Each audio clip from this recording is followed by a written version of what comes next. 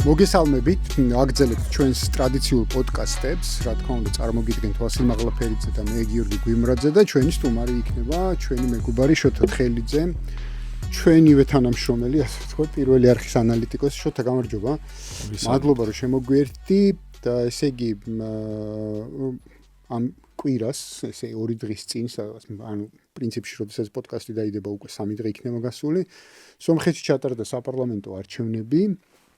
პრინციპში ახლა ალბათ ვინც გვიყურებს დიდწილად ყველა მიცის შედეგი, ასე ვთქვათ, ამ არჩევნების, რომ ესე ფაშინიანს აქვს დაახლოებით 3/5 პარლამენტის შემადგენლობისა და კიდე 2 პარტია, 2 ბლოკი უბრალოდ, ხო, ესე ვთქვათ. სარქისიანისა და კარაპეტიანის, კარაპეტიანისა და ქოჩარიანის ბლოკები შევიდნენ პარლამენტში. მესამე ხო, საროკიანს აკლდება რამდენიმე 100. 0.4 ხან პოულობე იმას როგორც 0.4 ხმა დააკლდა, რომ გადაელახა ბარიერი, მაგრამ იპოვესო და შევიდა 4. კაი, როგორც მოკლედ ნახოთ, შეიძლება შევიდეს, შეიძლება არ შევიდეს. ასე თუ ისე აყვავებული სომხეთი, ხო? ხო, ხო. გაგიქ საროკიანის აყვავებული სომხეთი. ესე იგი, ასე თუ ისე ფაშინიანს ერთპარტიულად შეუძლია პარლამენტის მთავრობის დაკომპლექტება, პრემიერ-მინისტრის პოსტის შენარჩუნება პრინციპში.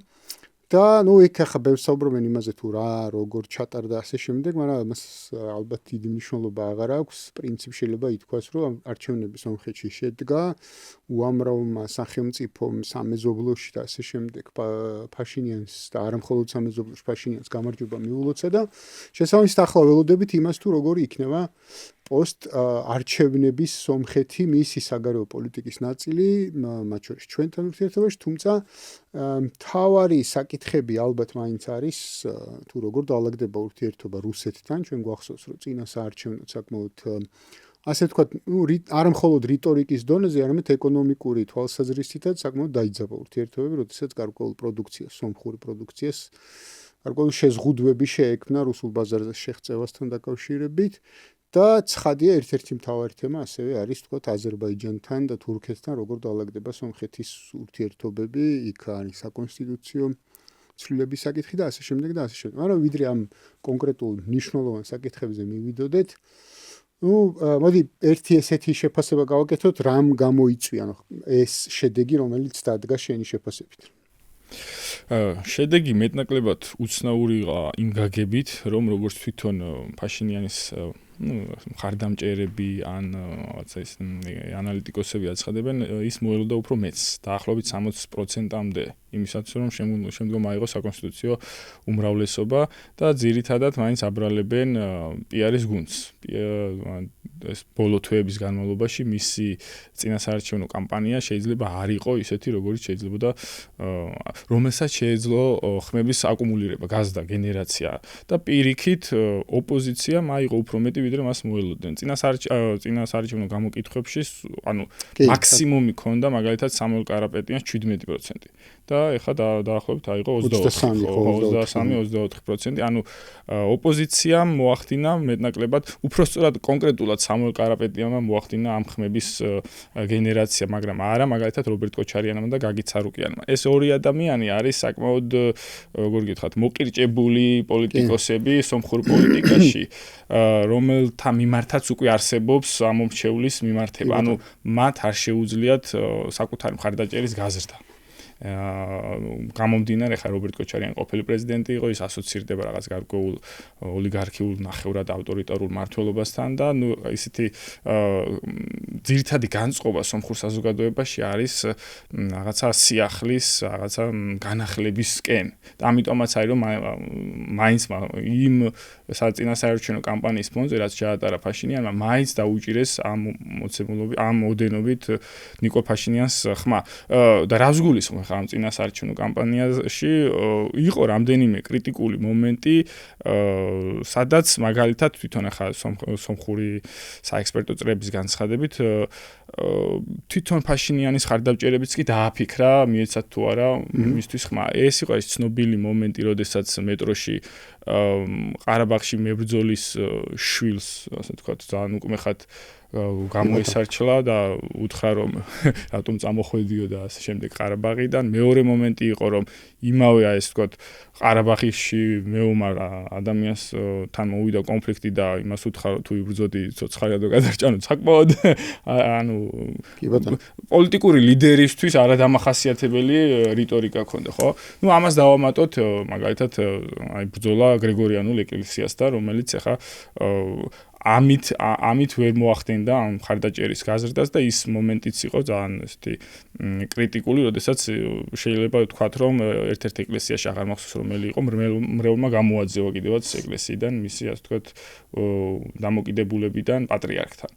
ხო, რაც შეეხება თვითონ ეხა თავარი მიზანი როგორც ვახსენე ის კვების რაოდენობა ანუ რასაც ხო ანუ ესეც ანუ ამბობდნენ ახლა გუშინაც უსმენდი რომ ურჩევდნენ რომ ეს რაღაცა გასტრონომიული ჰიპერაქტიულობა შეეწყვიტა იმიტომ რომ არ იყო რაღაცა ესთეტიკურად არც ლამაზი და არც მიბზიდველი და მით უმეტეს რაღაცა დიდი ადამიანების კოლექტივი არ ხვდებოდა სადაც ეს მიდიოდა ნუ ეს იყო მისთვის წამგებიანი თუმცა როგორც ჩანს მისმა პიარის ჯგუფმა გადაწყვიტა რომ ეს იყო მისი ასე ვთქვათ საკვანძო რაღაცა ქცევა რომელიც შეიძლება ხარდაჭერა რა მინდა გითხრა ხა ესეთი სიღრმეში მე არა ვარ და არა მაქვს ანალიტიკური მონაცემები მაგრამ ჩვენ გვაქვს ურთიერთობა სოფხეთთან კოლეგებთან და ურთიერთობა და საკმაოდ ხშირია ხო ჩვენ ჩავდივართ ისინი ჩამოდიან და აი ამ იგივე თემებთან დაკავშირებით მე გითხრა რომ მქონია ამაზე საუბარი მათ შორის აი ეკლესიასთან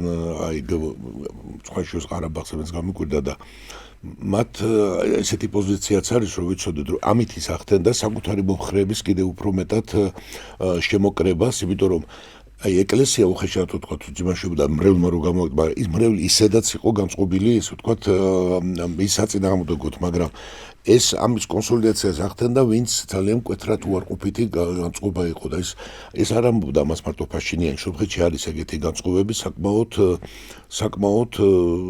ძლიერად ეს არ არის რო ვთქვათ სხვა შეიძლება ამით განსხვავდება საქართველოსთან ის რაც შორის საქართველოში მარგინალურად ითვლება სომხეთში ესე ვთქვათ არ არის ხლა სიღრმეში არ შევიდეთ დანარჩენი მის დაინტერესდება თვითონ და ისევე ყარაბაღის საკითხი ყარაბაღის საკითხი არის ყველა ვიცით ერთ-ერთი დამაზე ჩვენ ვისაუბროთ ერთ-ერთი უმძიმესი თემა არის თვითონ და წლების განმავლობაში როდესაც ერთი იყო ყარაბაღის ტერიტორია კი არ იყო მარტო დაკავებული ჰქონდათ ამას მთელი სომხეთველობის გაგრძელება იყო ეროვნული ნარატივი იყო ყარადახეთ რა მოხდა ახლა მაშინ დღეს გამოდის რომ ჩვენ ყარაბაღის გარეშე უნდა ვისწავლოთ ცხოვრება და ყარაბაღის გარეშე უნდა ანუ დამარცხებით უნდა გავიმარჯვოთ ეგეთი სიტუაცია ის რომელმაც სიამდვილეში ფაშინიანი დამარცხდა იმ ომში პირდაპირ უშუალოდ ის მაგრამ ის ამბობს რომ მეც დავმარცხდი ერთად დავმარცხდით მაგრამ ეხლა უნდა ჩვენ ეს ვიცოდეთ და აქედან გამთავისუფლდეთ უნდა გითხრათ რომ ჩვენ მე პირადად ვთქვა რომ ეს სომხებისთვის ისეთი ტვირთი იყო რომელიც ეს გონიერი ხალხია ის რომელსაც რაღაც პერსპექტივა უნდა დაენახა თამაში ხა ჩვენ ყარაბაღში გვიწევს ხომ სიარული ამდენჯერ ვიყავით ხო და ერთადერთია რომ წელს ვერ მივდივართ ხო და იქ რეალურად არ ცხოვრობდა თან ცოტა ადამიანები სტეფანაკერტი იყო ძირითადად სტეფანაკერტიც უნდა ნახო ეს არის ციცკიდან ქალაქი და ხო და დანარჩენი არის ეს არის აბსოლუტურად მიტოვებული ანუ ეს არისო ესე იგი ვერც და პრობლემა რომელიც ითხოვდა აურაცხელ ფინანსებს ადამიანურ რესურსებს და დაუმთავრებელ ესე ვთქვათ ვითარებას და ერთხელ და სამუდამოდ ახლა შინით ვიც არის ჩახედული ამას ელოდებოდა და არ მოხდებოდა 20-ში მოხდებოდა 24-ში არ მოხდებოდა იმიტომ რომ ერთი მხრიდან იყო მზარდი ახლა შინით ამომდენ აზერბაიჯანი ემზადებოდა ამისთვის ერთხელ ყველაფერს ყიდულობდა რას კი ფეთქდება და საცხოვრე კიდებაოდა თანამედროვე მასე გადავიდა ამას სომხების რესურსი ესე ვთქვათ უბრალოდ არ ეყოფოდა რატომ რომ ფაშინიანმა შემოიკრება და მიაღწია ამ გამარჯვებას იმიტომ რომ რეალურად შეგედავები და კითხვი და გადმოვაყვანო, მაგრამ ნახე ყურადღებად გადავიდა თითქოს და აქაც ჩვენთანაც ვკითხულობ, რომ ძირითადი არის თითქოს პრორუსული გახდება თუ არ პარაპრორუსულსა და გავბედავ ესეთ რაღაც გეტყვი, რომ ეგ საერთოდ არის მესამე ხარისხოვანი. მან ძალიან იოლად შეიძლება, აი თავარი საკითხი არის, რამაც ამარჩევნებმა უნდა გვაჩვენოს რა საიტწავა კი არის, როგორი იქნება სომხეთი, სომხეთი არსად არ წავა, მანდ არის რამდენიმე 1000 წელიწადია, უძველეს სახელმწიფო ერთ-ერთი ამ სოფლიოსი. რას იზამს ამ კონსტიტუციასთან მიმართებაში? კონსტიტუციას როგორც ქაღალდს კი არ გულისხმობ მე. შეცვლის, აი, დამაზე მინდა რომ ვიცი რომ ჯოთიკო შეცვლის ის ამ კონსტიტუციას, ანუ შეცვლის იმ საფუძველთა სომხეთოლოგიის საფუძველს, რაზეც აქამდე იყო სომხეთი დაფუძნებული. სხვათა შორის ეს იყო მათი ისტორიის აღქმა და ისტორიიდან აღქმა მათი, ესე ვთქვათ, მომავლისა. ეს ტანჯული ერია, რთული ისტორიის ერია, მაგრამ ეს არის ის დიდი სომხეთი, დიდი არმენია, ესე თუ შეიძლება ითქვას, რომელსაც ესე უტრიალებდნენ და დღეს ამ მეებზე არის კონსტიტუციით ვიცით რომ ეს თუ უნდა დარეგულირდეს, იმიტომ თუ ეს არ დარეგულირდა, ეს საკითხი მაშინ ეს კიდე უფრო სხვა თემაში გადადის, ეს ხაერში ვერ დაეკიდება. ეს გონია მე მთავარი თემა და არა გარგარიც ამაზეა შემდეგ დამოკიდებული. კი, ეს თემა რამე აქვს. რუსეთთან მათი დამოკიდებულება ისტორიულადაც კი რუსეთი რო გამოდის ამოსო ჩვენი ისტორიული ძროები. რუსეთის დამოკიდებულება იყო მათი ჭირდებოდათ რუსეთი ამ იდეის განხორციელებაში და რუსეთი ამათ ეხმარებოდათ ამ იდეის შენარჩუნებაში. პერიოდში ეგ პროცესი პირველ მსოფლიო ომის დროს პირველი მსოფლიო ომის დროსაც პირველი ვანის აჯანყება იყო აკეზებული რუსეთის. უნდა გითხრა კი ბატონო და სხვათა შორის მანამდეც იყო და ჩვენაც ახლა არაფერი არ არის ისტორიაში შევეხოთ ამას გარკვეულწილად ვიყავით და ჩვენც მონაწილე ვიყავით ისე როგორც ამ პროცესებში და ჩვენ მეტნაკლებად კი რომ გვიწევს რომ ჩახედულები ვიყოთ ამ პროცესში. ეს მთელი იდეოლოგია იყო მათ შორის საბჭოთა კავშირში და ასე შემდეგ და ასე შემდეგ. კი ბატონო. მან ერთი მომენტი უნდა ავხსნათ, ესე იგი, რას გულისხმობს, რატომ უნდა შეცვალონ კონსტიტუცია, ჯერ ეს უნდა ამაზე ხო. მაგრამ ვიდრე მაგაზე იტყვი, უბრალოდ ვიტყვი რა, ანუ ფაქტისთვის და ძალიან საინტერესო ფაქტია ეს. ომის წაგების შემდეგ უნდა გავახსენოთ უბრალოდ ჩვენს მაყურებელსთან სმენელს, რომ ესე იგი, ომის წაგების შემდეგ ფაშინიანმა გამოაცხადა ვადამდელი არჩევნები და ის ვადამდელი არჩევნები მოიგო. რაც მნიშვნელოვანია აი ამ ყარაბაღის ნარატივის კონტექსტში, საკმაოდ მნიშვნელოვანი ფაქტი იყო ეს, რომ ესე იგი ამ არჩევნებში გამარჯვებით წაგებული შემდეგ მოიგო. ამ არჩევნებში გამარჯვებით და რეალურად სომეხმა ხალხმა უთხრა, რომ ჩვენ ამ ახალ სტატუს კვოს ვიღებთ. ხო, ნუ რეფერენდუმი იყო რეალურად. კი, რეფერენდუმი იყო რეალურად და მას მიეცა ისა რა ქვია მანდატი რომ გაეგრძელებინა და ვადამდელი არჩევნები 2021-ში. ანუ გაცნაურია ხო წაგებულ პრეზიდენტს. ხო და რატო ვიცი რომ ანუ განწყობა ჩვენ ხო ეს უნდა დავაკვირდეთ, მაგრამ შიდა პროცესი რაც არის განწყობა რომ ეს იყო არა მარტო თქვათ ახლა პირდაპირ არა მარტო ყარაბაღზე უარის თქმა და ჩვენ აღარ ვიქნებით ამ იდეის ტყვეობაშიო. ეს არის აპატიონ ნანარტონაპატიონ ეს არის აი იდეაზე დიდი სომხეთისაზე თქმა და ეს არის ფაქტობრივად იმ ტერიტორიულ საზღვრებში ესე ვთქვათ საკუთარი თავის მოაზრება რომელიც მანდ არის მათ შორის სხვათა შორის აქ შედის ეს არის სიმბოლიკები ეს არის ამბავი ეს არის გდებავთ ესე ვთქვათ ეს ჯავახეთის თემა არის ეს ბევრი ამბავია ძალიან აი ყარაბაღთან მიმართებაში ეს დამოკიდებულება რომ ეს არის ტვირთი ეს ახალი არ არის როგორც ახსენეთ 90-იან წლებში ლევონ ტროპოტროსიანის პერიოდში მას ჰქონდა ეს პოლიტიკა რომ რაღაც მომენტში სომხეთს მოუწევდა ამ ყარაბაღის დათმობა და ნუ სავარაუდოდ მაშინ ეს არ ეპატია მას ნუ აღმოჩნდა ნაწილის მაინც ხოთა შორის მე ამის პოპულარდებს და იცამოდა რომ ნაწილი აი რაღაცა იყო რომ მათ რატო ქონდათ დაკავებული თუ გაგაცნობ რომ მათო ყარაბაღი კი არ იყო მათ ქონდა დაკავებული აზერბაიჯანის 7 რეგიონი იყო ყარაბაღის გარშემო რომელსაც პრეტენზია არ ქონდათ მაგრამ ამობდა რომ აი ამითი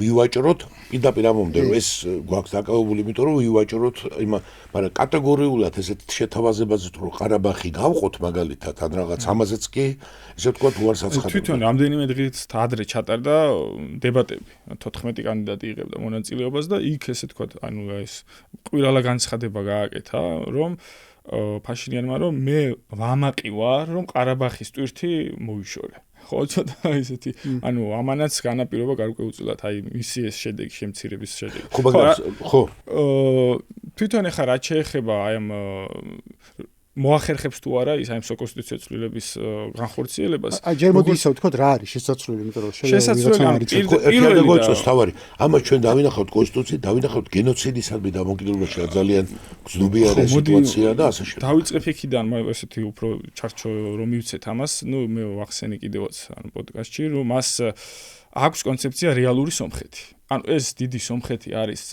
მითოლოგიზებული რაღაც ფოლკლორული წარმონაქმნი, რომელიც არსებულ სომხურ სახელმწიფოს უქმნის პრობლემებს, იმიტომ რომ ის ავტომატურად აქცევს კონფლიქტში ყველა თითქმის მის მეზობელთან, მათ შორის შეიძლება საქართველოსთანაც. ამიტომ ეს რაღაცა მითოლოგიზებული სომხეთი, ან დიდი სომხეთის იდეა უნდა ჩავაბაროთ წარსულს და ის ელიტები, რომელი ელიტებიც ამ იდეას აგენერირებენ და ამით ინარჩუნებენ ამ ნაციონალისტურ ნარატივით იყვნენ ხელისუფლება. კარგად ის რომ ამაზე მთელი მეცნიერება კი, ხო და ეხლა თავაზობს მე უნდა გითხრა რომ ეს მაგალითად ერთი 3 წლის წინ 4 წლის წინ შეროესეს ვიგეთ რომ მითოლოგიზირებული ეს იქნებოდა ცალკე დიდი პოლემიკის საგანი, იმიტომ რომ ნუ ყარაბაღი შედიოდა აი ამ მითოლოგიზირებული არა მხოლოდ ეხლა ეს რომ მოხაზო ესე თქვა ნუ დღეს აქვს ესე თქვა დაარქვა მას რეალური ამ სომხეთი და ნიშანდობლივია თვითონ ეს სიმბოლიკა სომხეთის რუკა აქვს კერძზე თუ გახსოვთ რომ ჩავიდა მოსკოვში საგანგებოდ ქონდა ეს სომხეთის რაღაც ანუ მეტევით ამ საზღვრებში ანუ ეს არის ჩვენი საზღვრები და ნუ თავარი ორიენტირი აქ აქვს შიდა ეკონომიკური განვითარება და მეზობლებთან მშვიდობის დამყარება ნუ კონკრეტულად ამ შემთხვევაში თურქეთთან და აზერბაიჯანთან და თავარი ორიენტირი აი შემდეგი 4 წელი სავარაუდოდ იქნება ეს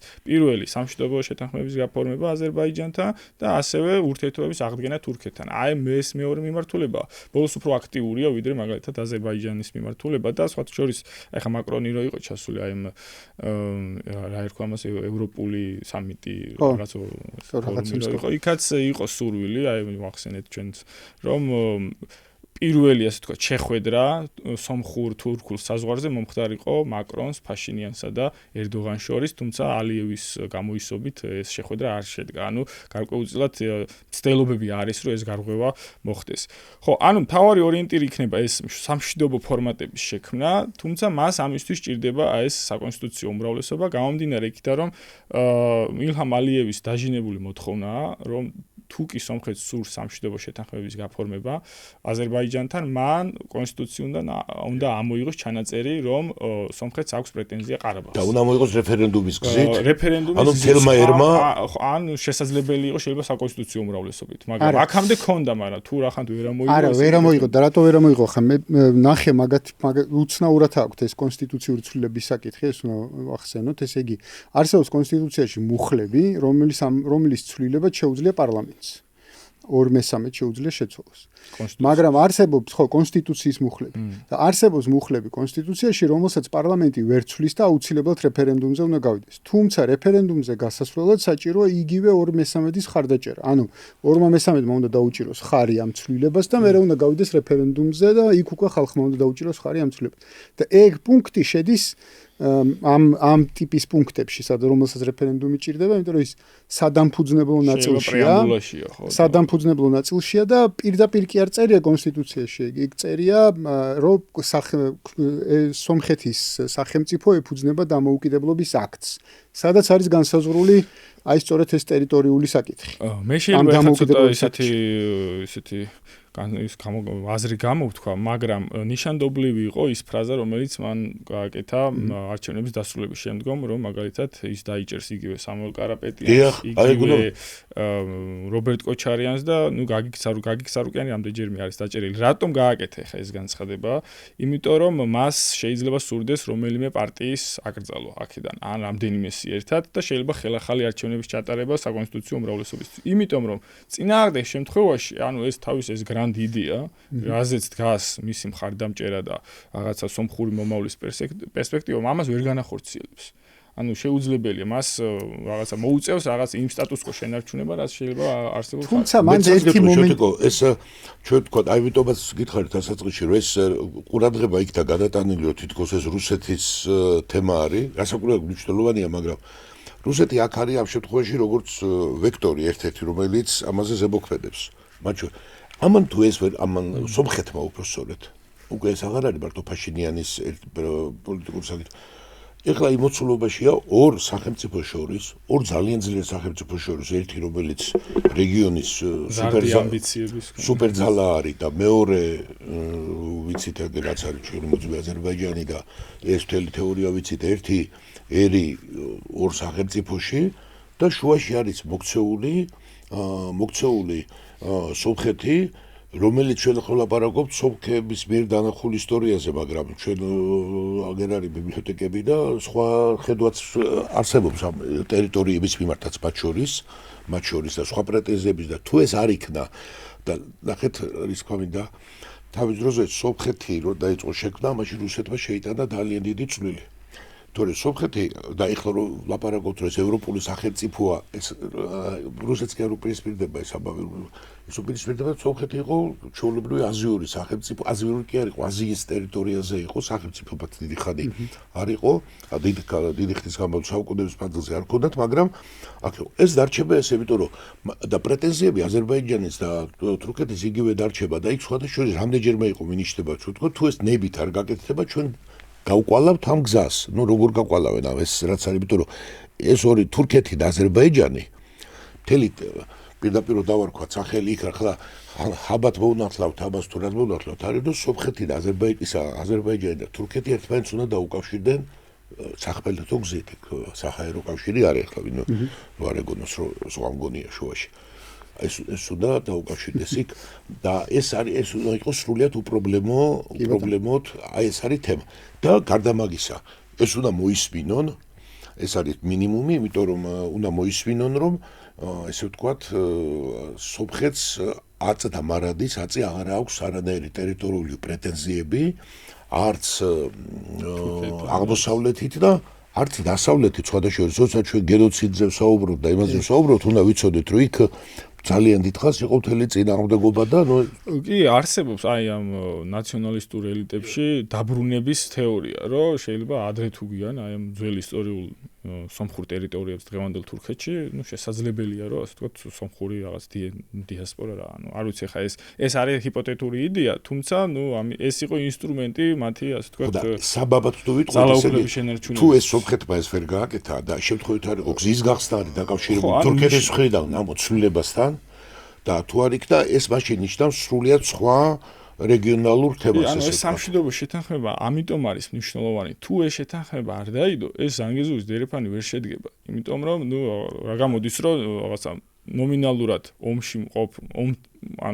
იმყოფება აზერბაიჯანთან ან თუ სამშვიდობო შეთანხმება არ არის მაშინ შენ ტერს უთმობ შენ ტერიტორიას ანუ არა უბრალოდ ომში ხარ არამედ ტერიტორიული პრეტენზიები არა შენ მეცამ ზანგეზურის დერეფანი ანამოქმედება ან არ მოქმედება მაგრამ სომხეთის უსაფრთხოების საკითხი დადგება ძალიან მარტივად და თან ისეთ ვითარებაში დადგება რომ მისივე ბრალი იქნება და რომელიც გადაჭრაც სამხედროებით თუ ვილაგარიშებთ რამოდენიმე დღის ამბავია და იქ რამ სხვადასხვა თუ არ მინდა ახლა არც გამწვევებით მაგრამ ეს ისტორია უკვე რამდენჯერმე ქონდა აზერბაიჯანს განცხადება რომ ამა ჩვენ გავყვალავთ ამ გზას თუ ეს არის ანუ პროცესი დაწყებულია უკვე ავტომაგისტრალი აზერბაიჯანმა მიუყვანა აი ამ ზანგეზურის და თურქებმა დაიწყეს ყარსიდან ნახიჩევანში ნაყოფია და შენ როგორც გნახე სომხეთში იყავი და მე აერფერი არ უნდა რამდენი კილომეტრია დარჩა 42-43 კილომეტრია დაახლოებით სადაც ნუ ძველი რაღაცა საბჭოთა პერიოდის ვიწრო გვირაბებია შეიძლება იქ რაღაცა გაფართოდეს ესე ერთი მომენტი უნდა ერთი რამე მინდა გითხრა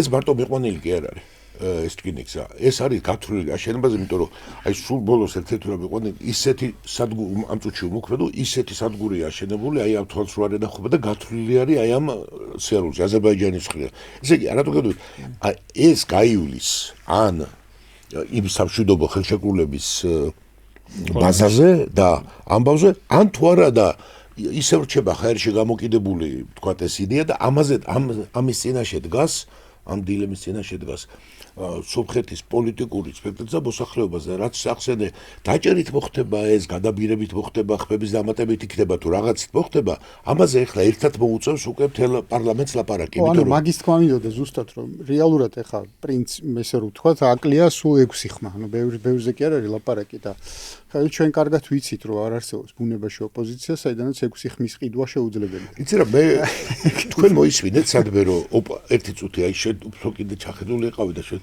სადმე მოისმინეთ, რომ ოპოზიცია პრინციპულად ამობს, რომ არა მე ამას აი ხლა ამობდეს, რომ არა ჩვენ ამას არ შევეგუებით და უნდა გავაგრძელებთ, დავიღებ პასუხისგებლობას და გავაგრძელებ ომს აზერბაიჯანთან, ხო? ესეთი განცხადება არ ყოფილა ოპოზიციის მხრიდან, მაგრამ თავარი დაპირება მათი, როგორც სამუელ კარაპეტიანის, ასევე კოჩარიანის იყო სომხეთის უსაფრთხოების საკითხი.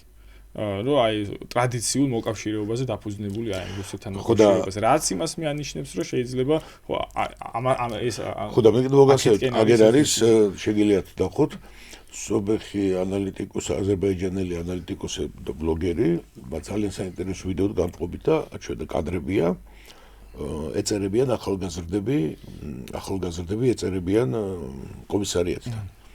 და უთხრა რომ აქ 100,000-ობით კაცი ეწერებაო. და ეს არის 20 წელიო. და იცოდეთო, არ მოიგებს ფაშინიანიო და ანუ ფაშინიანს კი არ უჭერდა და აი მართულებას, ფაშინიანი. და ჩაეწერება გაცილებით მეტი ადამიანიო. ამიტომ ჩვენ ახლა რეალობად ხო უნდა გავანალიზოთ, ეს ესეთი სიტუაცია კი არა, ეს მშვიდად უყურებენ და აინტერესებთ როგორ დამთავრდება დემოკრატიული არჩევნები, ან და ზოგი ჩვენი ახლა ანალიტიკოსი ერთობა ახლა ამითი, რომ რაღაცას ის მოწონს და ხმები დათვალა. აქ დგას სამყაროს საერთო საკითხი. შეიძლება მე ვიტყოდი, რომ სომხეთის არსებობის საკითხის დგას, იმიტომ რომ ეს ყველაფერი უნდა ვიცოდეთ, იქ გაჟღერებაზეა საუბარი, თუ ესენი ისეთი იქიდან იცვის, რომ თუ სომხები ამაზე არ დათანხმდებიან, საერთოდ დადგება საკითხიო და რასაც ვკითხულობთ იმას ვამბობ, აბა იგონებენ, რომ ერევანში როდიც ჩასახლდნენ, რა პროცენტული შემადგენლობა იყო და ასე შემდეგ და ასე შემდეგ. არა, აზერბაიჯანს აქვს ეგეთი, ისა რა ქვია, დასავლეთ აზერბაიჯანის თეორია, რომელშიც ერევანი შედის შიგნით, ანუ ესეც უნდა ვიცოდეთ, მარტო დიდია სომხეთზე რომ ლაპარაკობთ. ესეთი იდეა არსებობს, კი ბატონო, ესე ვეცადებული Western Azerbaijani. როდესაც ოსმალეთის იმპერიამ გენოციდი მოუწყო სომხებს, მაშინ ნაწილი წავიდა აი ამ ერევნის სახანოში და მაშინ მოხდა კონცენტრაცია და შემდგომ კიდე საბჭოთა პერიოდში მეორე მსოფლიო ომის შემდგომ მოხდა რეპატრიაცია აი სირიიდან და ლიბანიდან სომხების. ხო და ამიტომ აქვს ეს პრეტენზია, იმიტომ აზერები იქაც ტერიტორიული ამბავი ურთულესი ყველაფერს აქვს, რასაც გინდა მონახავ. აქ იყო უცნაური გაყოფა, ანუ ურბანულ სივრცეებში სომხები ცხოვრობდნენ, ხელოსნობა, ვაჭრობა და პერიფერიაში, ანუ სოფლის მეურნეობას აზერები მიყვებოდნენ და ეს რამდენად ჰიბრიდი იყო, რომ ეხა მინდა გაყავი ეხა ეს სოფელი. ყარაბაღშიც ესე იყო. კი, ყარაბაღიც ეგრე იყო. კი, თვითონ ეხა დღევანდელი სომხეთი არის ცოტა აი ამ უსაფრთხოების საკითხი რო გავაგრძელოთ. ბაქოში საკმაოდ ბევრი სომეხი ცხოვრობს. კი, ბაქოში ხო, ანუ უცნაური შემთხვევაა ზოგადად აი ამ უსაფრთხოების თეორიებში. ანუ შეიძლება ვერს გავიხსენოთ ისტორიაში, რომ პატარა სახელმწიფოს აქვს რამდენიმე გამოსავალი უსაფრთხოებისთვის, ხო? პირველი ეს არის, რომ დიდ რაღაც ძალას მიეთმასნოს, ეს რაღაც აპროპირებული მეთოდი, რასაც აკეთებდა აქამდე რუსეთთან მიმართებაში.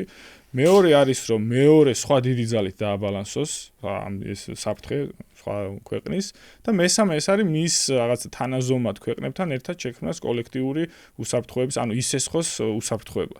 ჩვენ რა შევხედოთ დღევანდელი სომხეთის აი პოლიტიკას არც ერთს არ აკეთებს. ან და გუშინ იყო უსმენდი ერთ-ერთი სახელმწიფო რადიოს ეს თოქ-შოუს წამყვანია გორ გრიგორიანი, ანუ ეკითხება ჟურნალისტი, რომ ანუ რითი აპირებთ სომხეთის უსაფრთხოების გარანტირებას და კი უბრალოდ პასუხი ჰქონდა, რომ სომხეთის უსაფრთხოება უნდა დაიცვას სომხეთმა. ხო, ანუ ეს ახლა ცოტა ისეთი განცხადებაა, მას შემდეგ რაც ეს ყარაბაღის ორი ომი ვნახეთ, ახლა რანაირად შეიძლება სომხეთმა უზრუნველყოს დამოუკიდებლად სომხეთის ანუ უსაფრთხოების უზრუნველყოფა. ამიტომ ეს კითხვები არსებობს. ეხლა ის ზანგეზურის დერეფანს რაც შეეხება, იქაც არის საინტერესო ფორმატი შეთანხმებული, 74% ეკუთვნის შეერთებულ შტატებს. ოღონდ არა სახელმწიფოს, არამედ სახელმწიფო აძლევს ლიზინგით კერძო კომპანიებს აი ამ ტერიტორიას. სხვადასხვა საინვესტიციო საქმიანობისთვის იქნება ეს ინფრასტრუქტურა, რაღაცა ენერგომატარებლების გაყვანა და ამ შემდეგ. თუმცა ამ მემორანდუმში არის ჩანაწერი, რომ აი ამ კერძო კომპანიებმა, რომლებიც დაინტერესდებიან ამ ზანგეზურში ინვესტირებით, მათ შეუძლიათ თავისუფლად გადაყიდონ, ანუ არა ამერიკულმა საერთაშორისო ორგანიზაციებმა იყიდონ აი ეს ტერიტორია, არც ნაკლები დროით 100 წლით, ხო?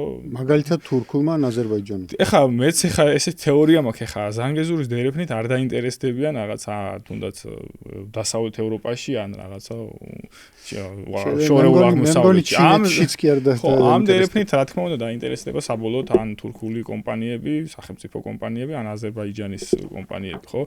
რაც საბოლოოდ შეიძლება მივიღოთ ისეთი ფორმატი, რომ ომისა და სხვადასხვა რაღაცა დიპლომატიური წნეხის გარეშე აი ამ ორმა მეზობელმა დაამყაროს პრაქტიკულად სრული კონტროლი აი ამ ტერიტორიაზე.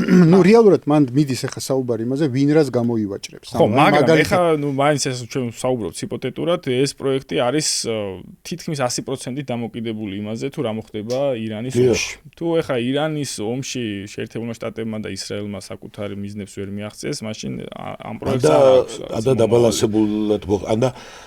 თუ ის მოხდა, რომ რაც ისმის ბოლოჯერ, რაც ისმის, თუმცა შეიძლება ყოველ დღე შეიცვალოს. აი ჯერ კიდევ გუშინ და გუშინ წინ ისმოდა, რომ ირანმა და ამერიკამ შეიძლება მონახონ რაღაც საერთო ენა და აი იმ ფრაზას გაგახსენებთ, რომ ამას მევწყვეთ, რომ ირანთან როგორი ურთიერთობა გვექნება არა ნეთანიახუ, ტრამპარაძა და მოკლედ თუ რაღაცა ფორმატზე მაინც შეთანხმდნენ, ესე ვთქვათ, ეს ნებისმიერ ვარიანტში ზანგეზურზე არ აისახება, იმიტომ რომ ეს პირდაპირ არის ირანის ინტერესების ისტორიულ ინტერესებზე დარტყმა და ეს ნამდვილად ისტორიაში ნამდვილად არის დიდი პატივისცემით სოფხური ისტორიოგრაფიის მიმართ, მაგრამ იქ ბევრი სადაო საკითხებია. ჩვენთანაც არის ბევრი სადაო და ესე თუ სხვაგანაც, მაგრამ ის ირანის ინტერესები ნამდვილად არის ის ამ რეალობათ არის ქცეული, კიდევ მითი დაუძახი ამას, რომ ირანი იყო რეგიონის, ესე ვთქვათ, ლიდერი, მსოფლიოს ერთ-ერთი უძველესი სახელმწიფო. ეს ერთია, მაგრამ წმინდა ეკონომიურად ის რომ მოწყვეტილი იქნას, ესე იგი მთლიანად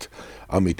მე ზანგეზურის დერეფანი იქცა მე რასაც უყურებდა სპეციალისტებს აანუსვედა, ჯერჯერობით არის მხოლოდ პოლიტიკურ საუბარებიდის, აქ არ არის ეკონომიკური საკითხები, ესე ვთქვათ, შემოტანილი.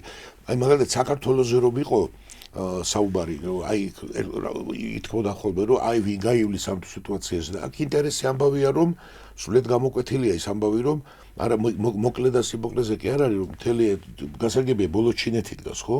და ჩინეთს შეიძლება არ მოუნდეს ერბილად რო თქვა, რომ მისი ბოლო წერტილი იყოს თურქეთი და მასზე იყოს დამოკიდებული. ეს არის თქვა ყულევის და საქართველოს ამბავი. ისევე ყაზახეთს აქვს თავისი პორტი საქართველოში. რატო უნდა მოუნდეს ახლა შუა აზიის ქვეყნებს? ეხლა ეს ამაზე ლაპარაკით, რომ ჩვენ ერთი ერი ვართ რამდენიმე სახელმწიფოში, ეს ეკონომიკამ და ჯიბემ არის ეს დღეს ბიძაშვილები და ძმებიც თვლიან ერთმანეთის თავისი იმაში ძმებში სანგარიში მოდის, ხო? ხო და ესე იოლად რო ხა ზანგეზური ესე იგი დაიტვირთება და ერთი რაღაცა კიდევ და გითხრათ რომ და რამდენი წლიანი ამბავია. ძალიან ცოტა ადამიანმა იცი საქართველოში ეს მარშრუტი თავისთავად არის ურთულესი მარშრუტი. ეს გადასასვლელი მე რომელიც ნახიჩევანზე გადადის და ბევრ პრობლემებთან არის ესე ვთქვათ კავშირში და ირანი ხა ჩოთეკობას თქვა რომ ირანი რომელიც აგვიშთა რომ ანუ აქ პრობლემა ისაა რომ ამ მემორანდუმში არის ჩანაწერი რომ ამ გზის უსაფრთხოება უნდა უზრუნველყონ ამერიკულმა საკონტრაქტო სამხედრო კომპანიებმა ეს არის თორე წყალი არ მიდა ისა ნავთი და სხვა ფორმაზე შეთანხმება ნავთი არ მიდა დავასხა მაგრამ ჩვენ ვნახეთ ჰორმოზის სრუტეში, სადაც ესე იგი მილიარდები იყო და ისეთი როგორ უზრუნველყო როგორ იმიტომ რომ დღეს უკაცრავად პასუხი ჩვენ მაგალითად აი ბოლო 10 წელიწადში შეიცვალა მთელი სამხედრო კონცეფცია ჩვენს უყურებთ რომ აღა ეს დრონები თან ყოველდღიურად უმჯობესდება ეს დრონი საერთოდ სულ კონცე რა უნდა უზრუნველყო შენ ახლა რა უნდა მოხდეს ახლა რომ თან აი როგორ გითხრათ საზღვრის ღობიდან 10 მეტრში გადის ეს ანუ რამე რაღაცა შორიდან რაღაცა შენ დაყოფი ხარ იქა და ხო და არა გიდა შორს იყოს ხო დღეს სადღა არის და მოგე და საერთოდ შეხედოთ თუ ეს არ იქნა სრული სტაბილურობა ვინ გადმოერთვება ახლა ესე ხო არ არის დღეს იმაზე გავიარო ზანგეზურზე და ხვალხაშურზე და ზეგ იმაზე აქ ეს გადა აქ თავარი ვერასო ვიცი მარშრუტები ეს ყველაფერი არის ყველაფერი თვითონ აი დავშვიდება ეს ყველაფერი გავა ერთი კვირა საარჩევნო კომისია საბოლოოდ გამოაქვეყნებს და დაიწყება დიპლომატიური საუბარი პირველი თქვენ ცვლით მე მას უბრუნდები ხალხ თქვენ ცვლით კონსტიტუციას მეგობრებო ამას ეტყვიან თუ ამ კონსტიტუციას არ ცვლით აი ეს ამბავი იქნება და აი აქ მე ვფიქრობ რომ ის რომ დაიწყო ამბავი რუსეთმა რა დაიწყო რუსეთმა აქ წინასწარ დაიწყო იმიტომ კი რომ მარტო არჩევნებზე მოეხთინა შედეგი დაიწყო რომ თქვა ჩვენ ეს პროცესები თუ დაიწყება აღარ ჩავერევით ამ სიტუაციაში აი ეს იყო ეს მინიშნება ჩვენ აღარ დაგეხმარებით და ის რომ ეხლა მეკეთილმეზობლური ურთიერთობა მინდა და შედუგაც ახსენა და ჩემი დავიცავ თავს და კიდევ ევროკავშირის განცხადებებით ეხლა ეს ამბავი არის ხა თქვენ წარმოგიდგენთ რომ აქ თურქეთის ინტერესებია ნატოს უძლიერესი ქვეყნის ევროპაში კი ბატონო ხო ყველაზე დიდი ჯარით და ვინც წარმოუდგენია ჯერ ვის წარმოუდგენია ჯერ საქართველოსთან როგორ მოხდა საქართველოს ჩვენ ხო გამოცადა ჩვენ თავზე ეს დაცვის გარანტიები რას ნიშნავს და ვის წარმოუდგენია რომ თურქეთის წინააღმდეგ დაიცვას ვინმე სომხეთის ინტერესები რომელიც ამჯერად უკვე გამოვა და შეთანხმების დამრღვევი ის გამოვა რომ მე გუშინ გითხარით რომ აქ ხელს მოვაწერდა ყველაფერს უკან წავიღებ და მას ვიზამ მაგრამ აი დღეს იცი რა ვქნა ესეთი სიტუაცია ამიტომ ჩვენ სომხეთში უნდა ველოდეთ იქ პროცესებს მე არ ვიცი ხა ეს დაჭერების გზით წავა თუ რაღაც იწავა მაგრამ მე პრაქტიკულად ეჭვი არ მეპარება და ეჭვი არ უნდა მეპარებოდეს და ხა ჩვენ ინტერესებს გადავიდეთ რომ ეს ფაშინიანმა ეს უნდა მოახერხოს ყველა ვარიანტში და ეს არის მშვიდობის ერთ-ერთი ამბავი მან არის ომის და მშვიდობის საკითხი. მანდ ხა თემა რო გავაგრძელოთ თუ დავუშვებთ მას რომ სამშვიდობო შეთანხმება გაფორმდა აზერბაიჯანთან და ურთიერთობები აღდგა თურქეთთან ეს შეიძლება თქვათ რომ ეს ავტომატურად ნიშნავს იმას რომ სომხეთი უკვე აქტიურად დააყენებს აი კოლექტიური უსაფრთხოების ხელშეკრულების ორგანიზაციიდან გასვლის საკითხს ODKB-დან გასვლის საკითხს ეგ დაწყებულია და ეს ორი ქვეყანა იქნება მისი გარანტია და ასევე ჩემი აზრით თუ შედგა ეს ორივე მეზობელთან მშვიდობა შეიძლება დადგეს თვითონ გიუმრის ბაზის საკითხიც ეს არ გამოვრიცხოთ და რატომ ეხა იმიტომ რომ ამის რესურსი და შესაძლებლობა შემდგომ რაღაცა ვადაში როდესაც იქნება არჩევნები ხო 2030 წელს შეიძლება აღარ კონდეს. ამიტომ ამ 4 წლიან რაღაცა შესაძლებლობების ფანჯარაში უნდა მოახერხოს ეს სავარაუდოდ ფაშინიანმა და ნუ ისე რომ დაუბრუნდეთ ამ თემას ამ მშვიდობის მისაღწევად მას ჭირდება უფრო რაღაცა კონსოლიდირებული საპარლამენტო უმრავლესობა. რაც რაღაცა აი როგორც ვახსენეთ რაღაცა რეპრესიული მეთოდების რაღაც გამოყენება შეიძლება რკინის ხელი, მაგრამ ამჯერად უკვე სასიცოცხლო ინტერესებშია სომხეთის თქვათ ის თეორია რომ ახლა სომხეთს შეეშინება რუსეთის ხელ გაიხედავს ეს ახლა ამაზე ლაპარაკი და განცხადებები არ იქნება ეს არაფერზე მნიშვნელობა არა განცხადებით ეს საკითხი არ წყდება ეს ნიშნავს ერთ რამეს რომ სომხეთი თავის უსაფრთხოებას დიდწილად ჩააბარებს თურქეთს და რაღაცა წილით აზერბაიჯანს და ეს არის რაღაც კონსტრუქტივისტული თეორია რომ მეზობლებთან თუ გაქვს კარგი სავაჭრო ურთიერთობები ომი არ გექნება ანუ ამ თეორიას მისდევს სავარაუდოდ ფაშინიანი მაგრამ ეს არის საკმაოდ სახიფათო რისკიანი ცოლი ფაშინიანი ამას შეიძლება ხმამაღლა ამბობს მაგრამ უნდა გითხრა და შეიძლება გადაიცი რომ ისტორიაში ომების 99% სწორედ მეზობლებს შორის ხდება რომელთაც ძალიან კარგი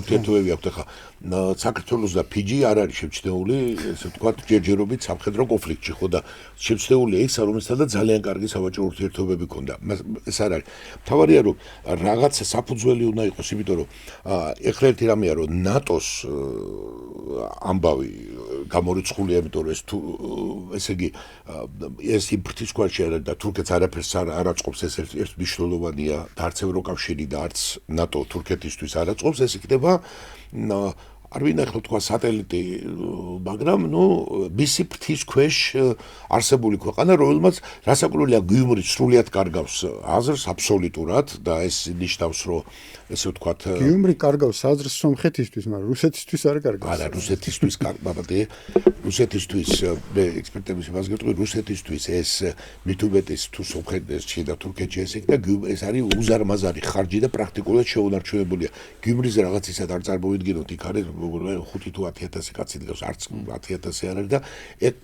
მან რესურსების მithubetis როცა საქართველოს რესურსებით პირდაპირ დახმარება შეუძლებელია როცა იმ ქვეყანასაც არ უნდა ხარ ეხლა ეგ და თავისი პრობლემებით არის ჩვენ რუსეთი ახლა ჯერ როგორ დაამთავრებს ასე რომ გაიყვანს და რუსეთის კოზირი სხვა რამეა ახლა მეორე ნაწილზე გადავიდეთ რუსეთს რო ზარი გაყავს ხოლმე კარგად რუსეთის კოზირი უკაცრავად იცირაშია მე გავალ და შენ დაგტოებ იმ სფეროში და რასაც ახლა ისტორიას ვსწავლობ რომელმაც მაინც და მაინც საუკუნეების მანძილზე სომხეთის დამოუკიდებლობა ვერ უზრუნველყო რუსეთი ამბობს რომ თქვენ მაგ სფეროში იყავით და თქვენი დამოუკიდებლობა გაჩნდა რუსეთის დახმარების შემდეგ ამაზეა თუ ჩვენ გავალთ თქვენ ისევე დარჩებით და სომხეთში შიში რაც არის ეს არის იმიტომ რომ რთულია ისტორიული წარსულიდან გამომდინარე სომხებისთვის ჩვენ თქვა ჩვენი საერთო სიტუაცია მის მათი გარანტიების ჩაბარება თურქებისთვის ეს მათი გადასაწყვეტია, მაგრამ ადამიანურად არის ისტორიული მეხსიერება და ასე შემდეგ, იმიტომ რომ დღეს ვიღაცამ ხელი მოგიწერა. ნახოთ, ანუ თემა რა არის? ფული თემა. ეს თემა რო ამოვწუროთ, ეს რა ქვია, კონსტიტუციის საკითხი. მე მგონია რომ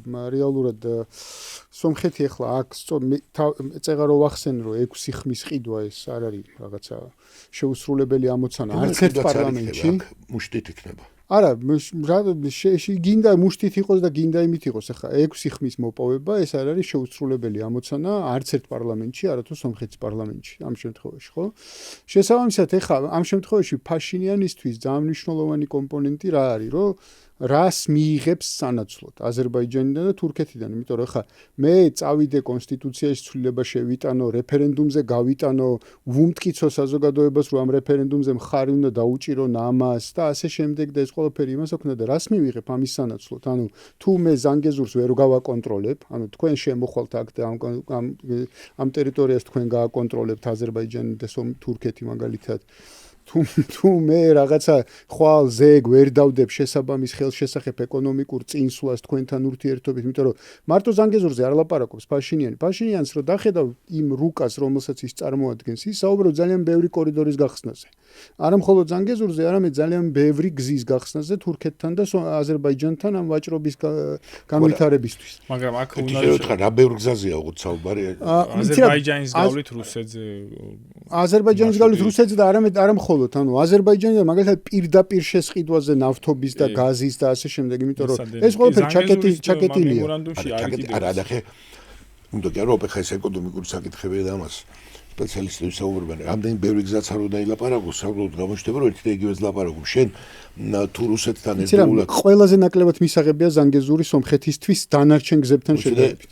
არა, შენ თუ რუსეთთან სომხეთი თუ უარს ამბობს და აქეთ გებიდის ურთიერთობაში რა გზების ხა თეორიულად ეგრე ყველგან არის გზა. გზა უნდა ჭირდებოდეს, შენ კი არ უნდა ჭირდებოდეს გზა რომ სადღაც ახვიდე. შენზე უნდა გაიარონ და ეს ვის იხსნება ეს გზა სომხეთთან რუსეთისკენ. რუსეთისკენ სურდა აი ლარსის ალტერნატივა, რომ მაგალითად ეს არ არის რაღაცა. მაგალითად რკინიგზით შესასვლელად სომხეთში. ამაზე საუბარი ეს არის. აზერბაიჯანის ყაზახის მონაკვეთის აღდგენა. ირანსა და არა, რუსეთიდან აზერბაიჯანის გავლით სომხეთში. ხო და რას გეუბნები? ეს შეიძლება იყოს, მაგრამ ეს შეიძლება ნახე 90%. სომხეთზე რუსეთი გინაც ესე იგი დათანხმდეს რომ იაროს რუსეთიდან სომხეთში მატარებლების და გინდა ეს თაგადების გაყვანა ეს ვერ იქნება სომხეთის ეკონომიკური წინსვლის ეს იქნება უბრალოდ დასაკავშირებელი შენზე უნდა რაღაცა ხაბი უნდა გაკეთდეს და ხაბი რა უნდა ნახე როგორ რაღაცა ხა თუ რუსეთთან ურთიერთობა შენ წყვეთ შენი სოფლის მეურნეობის პროდუქტი სადმე უნდა წაიღო. არც აზერბაიჯანს და არც თურქეთს შენი სოფლის მეურნეობის პროდუქტი არ ჭირდება, იმიტომ რომ თავისი ევროპაში არის. ნახე, არა, სხვაების გეუბნები. ამიტომაც არის რომ პოლიტიკოსები არ ამბობენ ხოლმე თუნდაც არჩევნების რეალურად. აქამდე ჩვენ ვისმენდით, ეს რო ეხლა ყოფილიყო, მაგალითად, ჩვეულებრივი ადამიანს თუ ეთქოდით, რომ ინფანტილურია, მაგრამ ნახეთ, ორივე მხრიდან ისმოდა გაცხადები ევროპიდანაც, რომ აი ჩვენ ამას ვიზამთ, პაშინიანმა გამოაცხადა, რომ საბაჟოს გარეშე მიექცეთ ყურადღება. ჩვენ ევროპაში სოფლის მეურნეობის პროდუქციასო გავიტანთ საბაჟოს გარეშე. მაგრამ ეს იყო მაინც წინასაარჩევნო კამპანიის. ეს როგორი ამბავია, იცით რომ ეს ამბავი იყო და ყურე რომ იწუჩი დაწყვეტეს ადამიანო ყურები, იმიტომ რომ სომხეთიდან იმაში ევროპაში რაც თქვა გამორიცხულია ახლა ჩვენ ბევრად და გამოცადეთ, მაგრამ საბაჟოს გარეშე თვითი შეტანა ნიშნავს რომ სოფლის მეურნეობის პროდუქციის შეტანა რო დაიძრება, ესე იგი სომხეთის გავლით, აი მართლა ხდება, მაგრამ რასაკური არც ევროპა არ არის ამ ჭკუაზე აბსოლუტურად. მან ერთი მარტივი საკითხია, ჩვენ მაგალითად გვაქვს ასოცირების შეთანხმება, ანუ აი ამ ბაჟის გარეშე ვაჭრობის შესაძლებლობა. იმას ჩვენ ვერ ვიყენებთ, ანუ არ გვაქვს ამისი რაღაცა რესურსები და რეგულაციების დაცვის შესაძლებლობა. და ეხლა იმის დაშვება, რომ სომხეთს, რომელსაც არ აქვს ასოცირების შეთანხმება, ის გაიტანს საქართველოს გავლით პროდუქციას. თურქეთის მეშვეობით ვერ გაიტანს, ჯერ საზღვარი არ არის გახსნილი და თურქეთი რამდენად დაუშვებს ეს მეორე საკითხია. და აი ეს დერეფნების საკითხიც გავაგზავნოთ, ეხლა უნდა შევხედოთ თვითონ თურქულ-აზერბაიჯანულ პერსპექტივას, ხო? ეხლა რამდენად არის მათ ინტერესებში ეკონომიკურად განავითარონ სომხეთი. ეს საერთოდ არ შედის მათ ინტერესებში. იმიტომაც არის, რომ თავარი ორიენტირი აქვს ამ ზანგეზურის დერეფანზე, რომელზედაც სავარაუდოდ მე ვფიქრობ, რომ კონტროლი ექნება და არა მაგალითად აი ამ სარკინიგზო მონაკვეთზე, რომელიც პრაქტიკულად არსებობს. ეს არის დაახლოებით იჟევანი ქაზახის დამაკავშირებელი რკინიგზა, რომელიც შემდგომ აკავშირებს გიუმრის და გადის თურქეთზე. ანუ ეს თუნდაც მათ რაღაცა სომხეთთან კეთილმეზობლობა შეიძლება და ეს დერეფანი ამოქმედებულიყო, თუმცა რა თქმა უნდა, როგორც ჩანს, ეს ინტერესი არ არსებობს, ხო? ამის თქმა მინდოდა. კი ბატონო, თვითონ ეხა ანუ პერსპექტივაში რომ გავიხედოთ ეხა რუსეთთან ურთიერთობა სომხეთის რანაირად შეიძლება ჩანაცვლდეს ნებისმიერ სხვა ქვეყანასთან ურთიერთობით, ცოტა რთულად წარმოსადგენია. არს თითქმის ყველა პარამეტრით, ანუ რაც შეიძლება ხა ორ სახელმწიფო შორის ურთიერთობა გავზომოთ, ყველა ამ პარამეტრით, არ ვიცი, შეიძლება თქვა, რომ ჩამოკიდებულია რუსეთზე და არ არსებობს ჩამნაცვლებელი. ხა ევროკავშირზე საუბარი რო ხა რუსეთს ჩაანაცვლებს სომხეთისთვის ევროკავშირი, ეს არ ვიცი ხა ალბათ ორი ფაშინიანი იქნება კიდე და ეგ მოვლენა არ იქნება, ხო? პირველი ეს რომ თავარი სავაჭრო პარტნიორია, გამომდინარე აი ევრაზიული კავშირის ძალიან თავარი პარტნიორი. ხო, მეორე ის რომ თავარი გადმორიცხვები, ფულადი გადმორიცხვები არის რუსული დიასპორიდან ინვესტიციები, ის რომ მაგალითად სტრატეგიულ ინფრასტრუქტურას თვითონ სომხეთში ფლობს რუსეთი, იქნება ეს რკინიგზა თუ ენერგო, ასე ვთქვათ, მატარებლები, ესეც ნიშანდობლივია და რაც თავარი, ანუ ყველაზე პარადოქსული რა არის, რომ ბოლო 6 წელიწადი სომხეთს აქვს მინიმუმ 5%-იანი ეკონომიკური ზრდა. ან 6-7 12 იყო 2022 წელს, როდესაც დაიწყო უკრაინასთან კონფლიქტი. და უკრაინის კონფლიქტმა სომხეთს მისცა შესაძლებლობა, რომ საკუთარი ბიუჯეტი თითქმის გაეორმაგებინა და ესეც მოხდა რუსეთთან ვაჭრობით. ანუ ის წარმატება, ეკონომიკური წარმატება, რომელსაც მაგალითად უფასებენ ფაშინიანს თვითონ მოსახლეობა, იმიტომ რომ რაღაცა ისეთი თვალითაც ჩანს რა, მაგალითად ვიც ადრე იყო ნამყოფ სომხეთში 10 წლის წინ, ეხლა ჩახვალა, ეთყობა რაღაცა. თვიდან თვემდე, ახალ-ახალ აი უფრო ხშირად თვიდან თვემდე სომხეთში არის თვალსაჩინო პრესეთყობა გზებს, ესეთყობა ინფრასტრუქტურას, ასე შემდეგ, ესე იგი და ტურისტული ეს წარმატება მიაღწია ისევ რუსეთთან ვაჭრობით, ანუ სარგებელი ნახა რუსეთთან. დიახ, ხო, ამასვავ, ჩვენ ახლა რამე ის კი არ არის საუბრობთ, აი ჩვენ გვერდზე ხდება ეს რთული პროცესი. ის დაშვება, რომ ეხა მე ევრაზიული კავშირიდან გამოვალ და ევროკავშირში შევალ რაღაც მომავალში. ეს მაინც მგონია პოლიტიკური манипуляция, ვიდრე ახლა რეალური საგარეო პოლიტიკა. იმ თვალსაზრისით, რომ მაინც რეალური საგარეო პოლიტიკა რას ნიშნავს? მათ უნდა ახლა აქამდე იყო დაპირება და ახლა უნდა შევალ რას ნიშნავს? ნუ ახლა რო დაიწყებ რომ შევალ და განცხადებას გააკეთებ კანდიდატად იქ ჩამოვა, ჩავა, ის ჩავა, თან ახლა ეს ბევრი პროცესი უნდა მოხდეს. თამარი ამას გეუბნები რომ ეს იქნება ამბავი, დაუბრუნდეთ როგორ გადაჭრის ეს და საკითხი დადგება, აი ჩაივლის ეს საარჩევნო გიდა ეიფორია ვთქვა ციეცხელება, გავა ერთი თვე და გადავაჩო ყველა ერთად აგერ მე და არა ის გერმანია საუბრობთ დაიწყება რომ აბა შენ ამაზე აი როგორიც აბა ის კი არ არის რომ თვითონ ხელმოწერა მნიშვნელობა აბა ცვლი თუ არა კონსტიტუციას თუ ცვლი როგორ ცვლი და შიგნით ეს ქვეყანას ცვლის ესე იგი ვთქვათ ვითარებას ეს აქ უნდა მოხდეს ნაციონალური კონსოლიდაცია როგორ მოხდება ეხლა ასე 6 მაგას მარტო 6 ხმის ამბავი არ ეყოფა და ამას ამბავი დაჭირდება იმიტომ რომ ეხლა მე აქ მოგატყუეთ ეს თემა არ ვიხუმრე და არ გამომდის ახლა ეს ამბავი ეს ნიშნავს რომ ორივე ქვეყანა ასე ვთქვათ ძიბეთ ქვეყანაშია და იქ ირანსაც უკვე ეხლა ამ სიტუაციით ირანიც არ არის ასე ვთქვათ რბილად რო ვთქვათ აფრთხანებული და იმას რომ იქ თავი პრობლემები აქვს ეს არ ნიშნავს რომ მას ავიწყდება და ჩვენ არ დაგვეწოს რომ ირანი იყო უმნიშვნელოვანესი პარტნიორი იმისი სხვათა შორის აი როდესაც იყო და არის ახლა 23-ში საბოლოოდ დაიკარგა ყარაბაღი ირანმა ესეთი სიუნიკის პროვინციის ბჭყალებში და ვთქვათ უსაფრთხოებისთვის სპეციალურად გახსნა საკონსულო ქალაქ კაპანში. ეს ქალაქ კაპანი არის აი ამ სიუნიქში უკიდურეს სამხრეთში ყარაბაღის საზღვართან. ანუ ამითი მან რაღაცა გარკვეულწილად განაცხადი გააკეთა რომ ის არ დაუშვებს რომ აი სიუნიკის პროვინცია რომელთაც ის კავშირდება სომხეთთან. ხო და აქ იქნება ეს ენერგეტიკული პრობლემები, იმიტომ რომ იქ რო არის და სადენებზე ლაპარაკი ამას ზოგს უნდა 15 წელიწადი, კარგ შემთხვევაში ზოგს უნდა 10 წელიწადი, ზოგს ესე ხო არ არის ხო დღეს უნდა მისადო.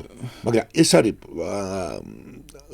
ეს მარტო არ არის ფაშინიანი, ასე რომ მის პაპიარ ჯგუფმა თქვა როგორ დაგეგმეს კამპანიას ერთ საკითხია, მაგრამ იმ პოლიტიკურმა გუნდმა შეინით რაც არის, რასაკვირველი რაღაც გარკვეული სტრატეგია ამის შესახებ იცის და თავისი გეგმა აქვს და ამას დავინახავთ. აი რატო მაგალითად ვერ ხედავ უფრო გიორგის სცენარს, რომ შეიძლება 6 დეპუტატი იყოს.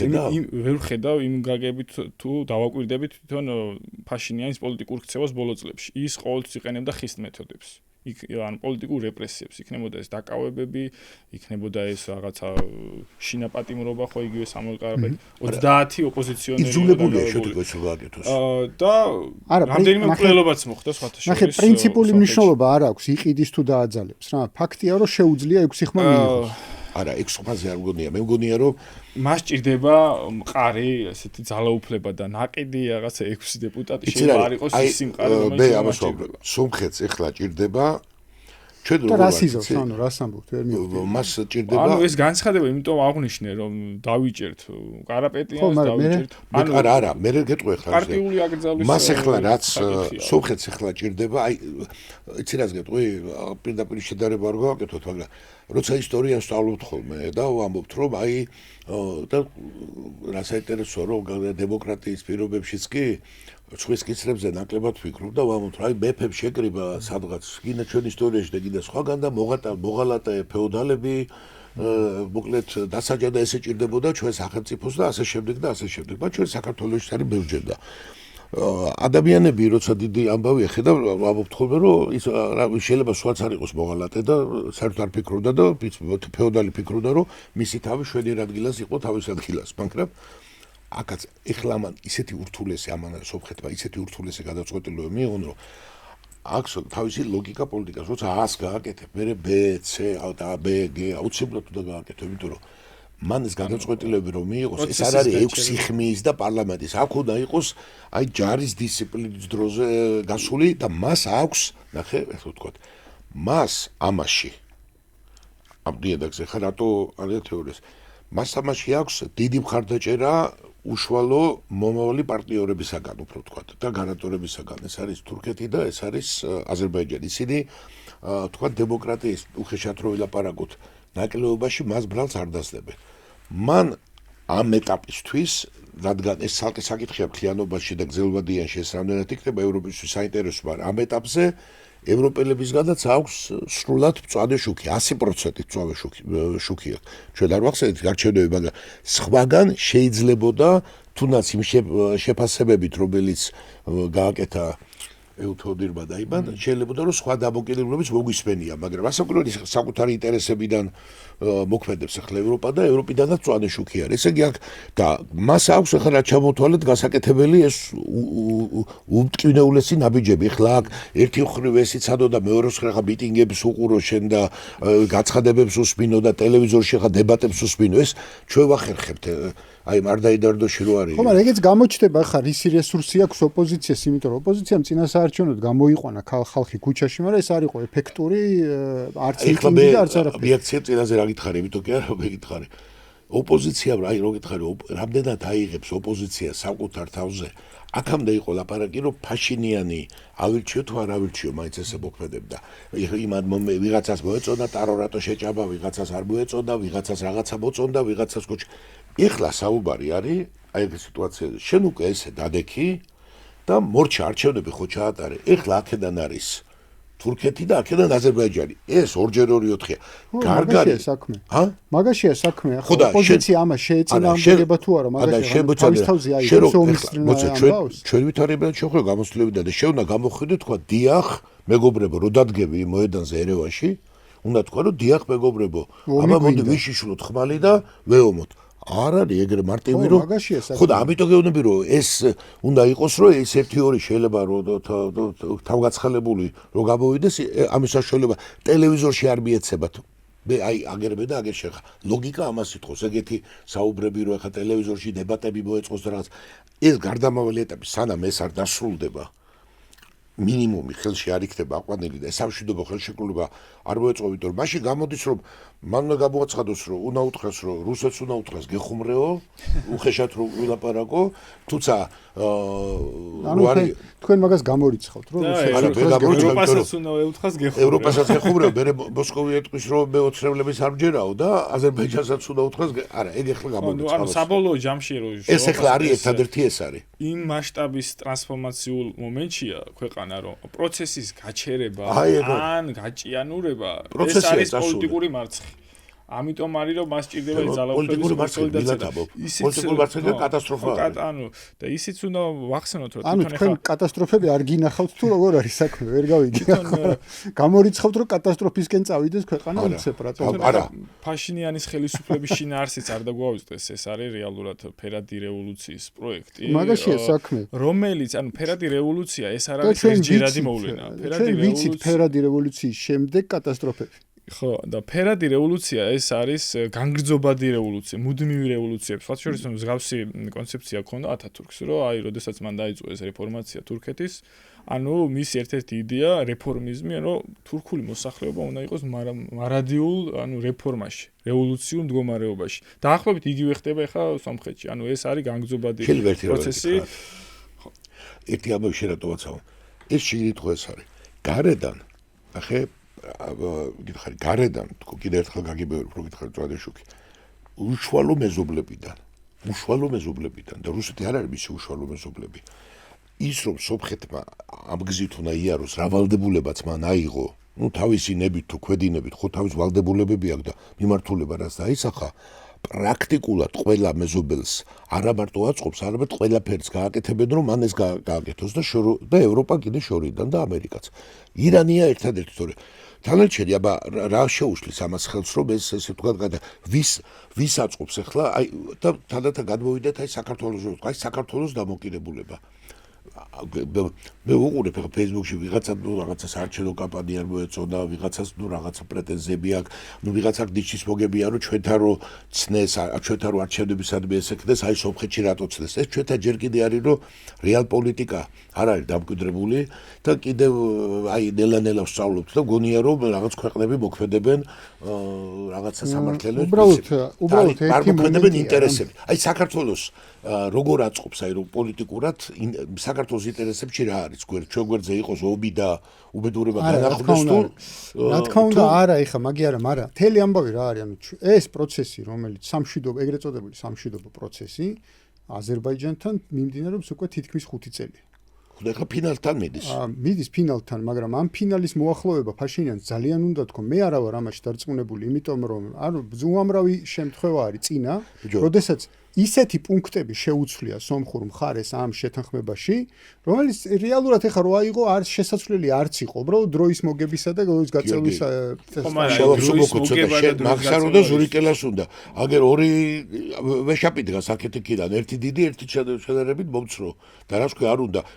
მე შორ დიდ ვადასაც კი არ ვაუp, ეს თვეების საკითხი აბსოლუტურად. ანუ დროის გაწელვა რისთვის? ანუ ესაა საკითხი. თუ ეხა მაგალითად ეგეთი პროცესი შედავინახეთ. რატო შემოიყვან? ანუ მართლა ტრამპის ინტერესი იყო ზანგეზური? მართლა ამერიკელებს აინტერესებდათ ეს? არა, შეიძლება ნაწილობრივ. არა, მოიცადეთ. და რატო არაფერს არ აკეთებენ? ჯერჯერობით არ არის. ეს ახლა შედაცვა ეს ზედაპირზე აბსოლუტურად. მაგალითად ეს არის რუსეთის სამხრეთ კავკასიიდან გაძევების თუ ირანის. ჩაკმომისვიდე სამხრეთ რუსეთის გაძევდა ეს არის რომ რუსეთი და ირანს შორის უნდა კავშირი გაწყდეს, რუსეთი უნდა გაძევდეს სამხრეთიდან და რატო არ აკეთებს არაფერს? უკეთრავდა ეს უნდა ამის რეგიონში თავარ მოთამაშედ დარჩეს თურქეთი, ამაზეა საუბარი. ეხლა ეს 2x2 4-ია და ამერიკელების ინტერესია ეგეთი. ნუ ეხლა ეს ამერიკელების, ბრიტანელების, ესე ვთქვათ, გეგმა მე მგონია, აი მე ჩემს თეორიას ვიტყვი. მე მგონია რომ სომხურმა ლობიმ ბევრი ფული გადაიხადა ამ პროექტისთვის და რატო? იმიტომ რომ თურქეთისა და აზერბაიჯანის ზეწოლა შეემცირებინა მასზე. იმიტომ თურქეთი და აზერბაიჯანი, ან თურქეთთან და აზერბაიჯანთან მას აქვს სალაპარაკო, რომ ეს არის ამერიკული პროექტი. და რა ვქნათ ახლა ჩვენ არ მიგვიძო 75% ხლობენ ამერიკელები. რაღაცა ვიცი, აი, როდესაც მოეწერა 20 წელი იყო თუ რომელი იყო ის დეტალები. არა, მაგას არ გეუბნები, ის ანგლო-საქსონური ალიანსი რო იყო და ესე რომ მოეწერა და ფაქტიურად არის ეს მათი ინტერესები. ეს ბრიტანეთის, ამერიკას, ეს არის ინტერესები ჩინეთისგან, ეს არის საკვანძო ადგილია. და აქედან ამ გლობალურ საკითხში ახლა ეს ჩვენ არ გეუბნები რომ შეთქმული ახლა ამ ფული გადაიხადა. აქ ფული ისეთია რომ პირიქით შეთქმულება ეგ უფრო არის ვიდრე ფულის გადახდა. არავის არ დაესიზრება. სულ ფულს იხდიან მეც კი აფერს აკეთებენ. აი საინტერესო იქნება სხვათა შორის ფარაში მოძებნე იმისა სომხურმა ლობი ბოლოს რა გააკეთა. ახლა ხდება წუთი საუკუნეების განმავლობაში მიდიოდა კავკასიისთვის ის რომ საქართველოშიც აი როგორც გიყურებ ახლა 20 წლის წინ არწმუნებდნენ რომ კაცო შედი ხათრით მოდი კავკასია არავის არ აწუხებს. კავკასია არის ერთ-ერთი საინტერესო ადგილი ისტორიულად და რატომ გარწმუნებდნენ ამაში რომ იმიტომ რომ უფრო იაფი ღირებულიყავი და რა კარგია რა ორი ბოთლის ზეთი გაჩუქე და აი მადლობელი იყავი და რაღაც ის რო აქ შენ ინტერესები არის აქ იბრძოდა ტრადიციულად სამი მხარე აი რო წახვიდე იმაში სულ სამი მხარე იბრძოდა რა მნიშვნელობა აქვს ეს იყო დასავლეთი და ბიზანტია ოსმალეთი ასე შემდეგ ეს არის სპარსეთი პართია რა მნიშვნელობა აქვს აქეთ მხარეს და იქიდან რა მნიშვნელობა ხუდებია ხაზარებია მონღოლები გზემოთ მონღოლები ხარ არა ხო მაგრამ ეს ნახე უცნაური კაი რაღაცა თქვია მონღოლები ისა ხაზარებისა და მონღოლები როცა მოვიდნენ იმპერიებმა დანაწილდნენ ერთმანეთს ებრძოდნენ მე ხო აქ და მათ შორის საზღვარი იყო ჩვენ ეხლა როცა ვაბ საქართველოს ეს ერთი სომხეთი კიდევ უფრო ტრაგიკულ მდგომარეობაში იყო ვიდრე ჩვენ კი არა ბევრად ტრაგიკულში იმიტომ რომ ჩვენ ზურგს უგან გვიბაგრებდა კავკასიონის ქედი რომელმაც პრინციპში გადაგვარჩინა და ჩვენ შეინარჩუნა და მე უნდა გითხრა რომ ის რომ სოფლიოში ამჯერად ისტორიულ პასას კი არ ვაკეთებ 1500 წლის წერილობით ერებს შორის საქართველოს არის ერთადერთი რომელსაც ესმის ისენა ანუ იდენტიფიცირ შუშანიკის სამაში ზუსტად ყველაფერი ვერ გაიგებ ყველაფერს გაიგებ ამავე დროს რაზეა ლაპარაკი ხო ხოსორ აი სომხეთში ეს არ არის მაგალითად ის მე-5 საუკუნის წერილები უკვე აღარ ესმით იმდენ ცვლილება განიცადა ეს ცვლილება რო განიცადა არის მძიმე ცხოვრების ესე ვთქვათ შედეგი ეს ეხლა ნახე ესე რომ ეხლა აქედან რუსეთმა როცა მოვიდა უზარმაზარი ენერგია დახარჯა ამ კავკასიაში შემოსვლას უზარმაზარი ენერგია აი საუკუნეების განმავლობაში შემოდიოდა ეხლა ეს ჩვენ იოლად უყურებთ ლაპარაკობ ტრაქტატ საუკუნეების განმავლობაში შემოდიოდა ლარსით და შემოდიოდა დარუბანდით და შემოდიოდა იქიდან და ასე შემდეგ ეხლა აი ეს ამბავი ეთქო რა შოშია სომხურლობი პირდაპირ იცვლება სომხეთის სომხური ლობი იმ შუაშია რომ მე ეხლა მე ძიმეს გეტყვებაში ვინც ამ პროექტს აკეთებს სამხრეთ კავკასიაში მას ამოცანა რომ სომხეთის სახელმწიფო იარსებებს თუ არა რა თქმა უნდა არა როგორც ასეთი საერთოდ არ ჭირდება იმიტომ რომ ეს გზები დადიოდა გამოდიოდა რომ სომხეთის სახელმწიფო არ არსებობდა იქა და ამიტომაც არის ამის გადაცემა აი ნახე გადაცემა თურქეთზე აქედან გაყვანა ნიშნავს რომ სომხეთის ჩაბარებას ნიშნავს ნახე თემას ამკეთკე და ირანი ჩაწეულია რუსეთი გაწეულია ეს არის მთელი ამბავი და ახლა ფაშინიანმა შერასაც ამობ ახლა გამოაცხადოს რომ ვიხუმრეო ახლა ფაშინიანის ხუმრობა ფაშინიანი ძალიან მოწყვლადია თვალსაზრისით ვიხუმრე არა მაგრამ ის არა ქვია მოწყვლადი რომ მაგას ვამბობ ზუსტად რომ მას ესე მარტივად არა აქვს ეს საქმე რომ გინდა თუ არა ხვალ მე შემიძლია შევცვალო რაც მინდა იმას გავაკეთებ ხო არ არის ასე მარტივად ეს უნდა მიიყვანოს ბოლომდე მაგრამ ამასთან ერთად მას მეორეს მხრივ აქვს ის ამოცანაც რომ რაც შეიძლება კარგი შედეგი მიიღოს მისთვის და ეს არის კარგი რაც დაგეგმილია მე მგონი არ იცი რა არის ეს რომ კარგი ყოფილიყო აქამდე გააკეთებდა ამას ზანგეზურის კორიდორს აქამდე გახსნიდა რომ ყოფილიყო მისთვის მისაღები და კარგი. ნახე. ის მუდმივად ცდილობს ზანგეზურის კორიდორის ალტერნატივების შემოთავაზებას. ზანგეზურის კორიდორის გახსნა კი არ არის ამოცანა. იქ უკან მინდგას, იქ უნდა იყოს რომ მან უნდა ოფიციალურად და ფორმალური საფუძველი შექმნას რუსეთის გაძევებისთვის სომხეთიდან და აი ეს არის და ხელი თუ არ მოაწერა ახლა ის გზა ვისა რომელმაც 15 წლის მერე შეიძლება გაიაროს არავის არ აღელვებს ეს მოარი შენ რომ ამას სამშვიდობოს მოაწერდა როცა ეს იტყვი ეს ნიშნავს რომ ხვალ უკვე გიუბრის საკითხი უკვე ზედმეტია ხა აი რუსეთის გაძევების თემაც საკმაოდ მნიშვნელოვანია რომ ევროპელები თხოვენ აი რა ქვია ბირთვული რეაქტორს რომელიც არის ატომური ელექტროსადგურის იმის ანუ დახურვას ანუ რაღაცა კაბალურ რაღაცას თხოვენ ანუ ეს ატომური ელექტროსადგური ამარაგებს 35% ელექტროენერგიის სომხეთისას და ეუბნებიან რომ რადგან შენ უნდა დაშორდე რუსეთს ანუ საკუთარ 35%-იან მომარაგებაზე უარი უნდა თქვა ხო ანუ ესეც ანუ ეხლა საკითხის ესე დაყენება რომ ფაშინიანი რა სარგებელს მიიღებს ცოტა ესეთი ხმამაღალი განცხადება, რასაც ახ ბოლო 5 წელიწად უყურებთ, სარგებელი სომხეთს არაფერი მიუღია. ყოველთვის არის დათმობის, უკან დახევის პოზიციაში, ხო? იგივე ეს გენოციდის ღაღიარების უკან წაღება, პრეტენზიის უკან წაღება, ხო? იგივე ეს პრაქტიკულად ეს ზანგეზურის დერეფანი გადასცა სხვა ქვეყანას. შეიძლება ეხლა რაღაცა ესე გააფორმეს სხვა სიტყვებით წერია, მაგრამ პრაქტიკაში ეს რო განხორციელდება, ეს არის ამ ტერიტორიების დათმობა, ხო? იგივე აი რასაც საუბრობდით, ეხლა თუ მართლა სარგებლის მიღება უნდა და ფაშინიანს, მას შეეძლო სხვა დერეფნები, სხვა სარკინიგზო მონაკვეთები გაიხსნა. ერთადერთი ეხლა კაცო ცდილობს მაგას და ერთადერთი რაც შეიძლება ცდილობს ეხლა ერთია, მაგრამ რამდენად დათანხმდებიან სხვა მისი მეზობლები რო რაღაცა პრობლემა იმას კი არ ვამბობ მე რომ ისინი აზერბაიჯანი, თურქეთი რო რაღაცა სარგებელი ნახოს ეს მე ხო არ ვამბობ რომ ისინი დათანხმდებიან თქო მე ვამბობ რომ ეს მაქსიმალურად ცდილობს რომ გამოივაჭროს ეს შედეგი შეიძლება ასებია მოკლედ არა ეხლა საქართველოს და ისე რაც დათანხმდებიან ძალა მათ მხარეს არის ხო და მაგას ვიტყვი როდესაც არანაირი კოზირი არ გიჭირავს ხელში როგორ შეიძლება რამე არა მხოლოდ კოზირი გიჭიროს არამედ ითავისუფლებ მუდმივად თავს კოზირების ეხლა იცი რა არის არა საქართველოს გადავიდეთ თუ რეალურად რა ვთქვა იცით რომ სომხეთმა წააგო ომი და რეალურად ვილაპარაკოთ, არ დავარქვათ კაპიტულაცია და შევარბილოთ ჩვენ ისე, მაგრამ ეხლა არის ხელმოწერა უნდა დავთარდეს. ომი წაგებულია და თუ არის განახლებაზე ხო არ არის, ანუ უნდა განაახლოს ეს ომი, ან ბოლომდე მიიყვანოს, სხვა არჩევანი აქვს. რატო გაუჭირდება ან ერთ ან მეორე ქვეყანას ახლა ომის განახლება თუ რა, თუ ვინმე მოკავშირე ყავს, თუ რა გიუმრიუშველის ახლა იმას ეს 5000 ჯარისკაცი. ხო გეუბნები ერთი კვირის ამბავია, თან ახლა უკვე მორალური სულისკვეთება საომარიც აღარ არის სომხეთში ეს უკვე ეს ამბავი როცა თქვენ პიარულად არ მოგეწონათ მაგრამ როცა ის მეტრო შეეუნებოდა სად იყავი და ჩვენ წავაგეთ ეს ომიო იმას ბევრი ფიქრობს კიდე ეს სომხეთში მარტო ეს კი არ ფიქრობს მაგრამ ეხლა ჩვენ ვივანებოთ ეს რთული არჩევნების წინაშე ვარ ეხლა ჩვენ დავინახოთ როგორ არის აბა საქართველოს და როგორ ჩანს ეს პროცესები და რა არის ჩვენი ინტერესები ეს შევიტანოთ ახლა ჩვენ ამბავში ყველა პრაქტიკულად არის გადასული და ჩვენც რომანტიზმიდან გამოვიდეთ. ჩვენი ესე ვთქვათ, აი ბოლო წლების შინაარსი რაც შევძინეთ კავკასიას, ეს არის სივრცე ტრანზიტისთვის, ხო?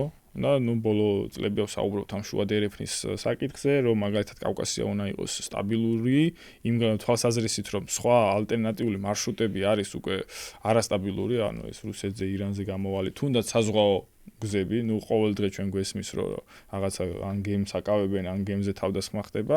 ამიტომ არის, რომ ეს თავარი პოლიტიკა საქართველოს ყოველ შემთხვევაში და აზერბაიჯანის ეს არის სივრცის სტაბილურობის გარანტია და ეხლა თუ ჩვენ რაღაცა დაუშვებთ რაღაცა აქ რო კავკასიაში კიდევ კონფლიქტი განახდეს რაღაცა ფორმით, ეს ნიშნავს მთლიანად ამ იდეის ჩაფუშვას. ხო? ამ იდეის ჩაფუშვას, რომელიც შეიძლება რომელიღაც მოთამაშეებს აწყობდეს კიდევაც. რომელიც არ არის დაინტერესებული აღმოსავლეთ-დასავლეთის დაკავშირებით, ხო? შეიძლება ეს ზანგეზურის დერეფანიც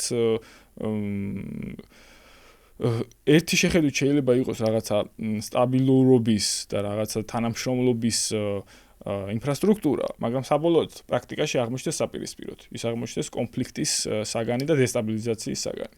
ანუ შეიძლება რაღაც ამაზეც არის გათვლილი, რომ მაგალითად ირანმა ორიენტირი წამოიღოს კავკასიაზე, რუსეთმა წამოიღოს ორიენტირი კავკასიაზე, ხო? რაღაცა აი როგორ გითხრათ, აი ნაღმების ჩადება, რომელიც შეიძლება მერე რაღაც გამოიწვიოს კონფლიქტი, გაუთვლელი კონფლიქტი თუნდაც, ხო? შევდიგო ნახე, აიბეც გითხრა. როდესაც საბჭოთა კავშირი იშლებოდა და ეს ყოველთვის ესე არის, არა მარტო აქ საბჭოთა კავშირში, არა ყველგან არის იმ წუთში წარმოიშვება ტერიტორიული ქსელი. ეს გინდა ევროპაში იყოს და გინდა ეს არის და ჩვენ ძალიან ხშირად არის რომ აი ჩვენ აგერ არის გერმანია და საფრანგეთი და ესე იგი გინდა ნაღბი დაუძახე და გინდა დინამიტი სულ განუწყვეტლივ არის რაღაც რომელთაც ვერ თანხმდებიან ხოლმე ტერიტორიულ საკითხებზე და სულ უნდა ვახსოვთ და ესე და შემდეგ არის აღმოჩნდა რომ კენისბერგიც ახსოვს ვიღაცას და ასე შემდეგ. ეხლა ეს ამბავი, სწორედ ჩვენ სომხეთველობას და იმას ვაუბრობდით, მაინც მოხდებოდა თუ არ მოხდებოდა, ვთქვათ, ამას ეს მზადდებოდა, გინდა მეცნიერებას კი არ დავაბრალოთ, მაგრამ სომხეთველობრივად ამას ამზადებდა, იმიტომ რომ ეს მარტო არ არის, რომ მე იარაღი დავარიგო, ამას თავის იდეა უნდა.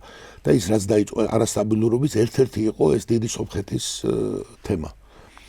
და როცა დაიწყო ეს დიდი სომხეთის რო იყო ყარაბაღის ამბავიც ეს იყო. რასაკვირველია, ამას მეორე მხარეც ამაგრებდა, რაც მეორე ისტორიას თქვით აზერბაიჯანს ასე შემდეგ. ეხლა საქართველოსთვის და ეს ჩვენ დავინახეთ ამ ხნის განმავლობაში, რომ კავკასიაში, სამხრეთ კავკასიაში, გინა ჩილოეთშიც იგივეა.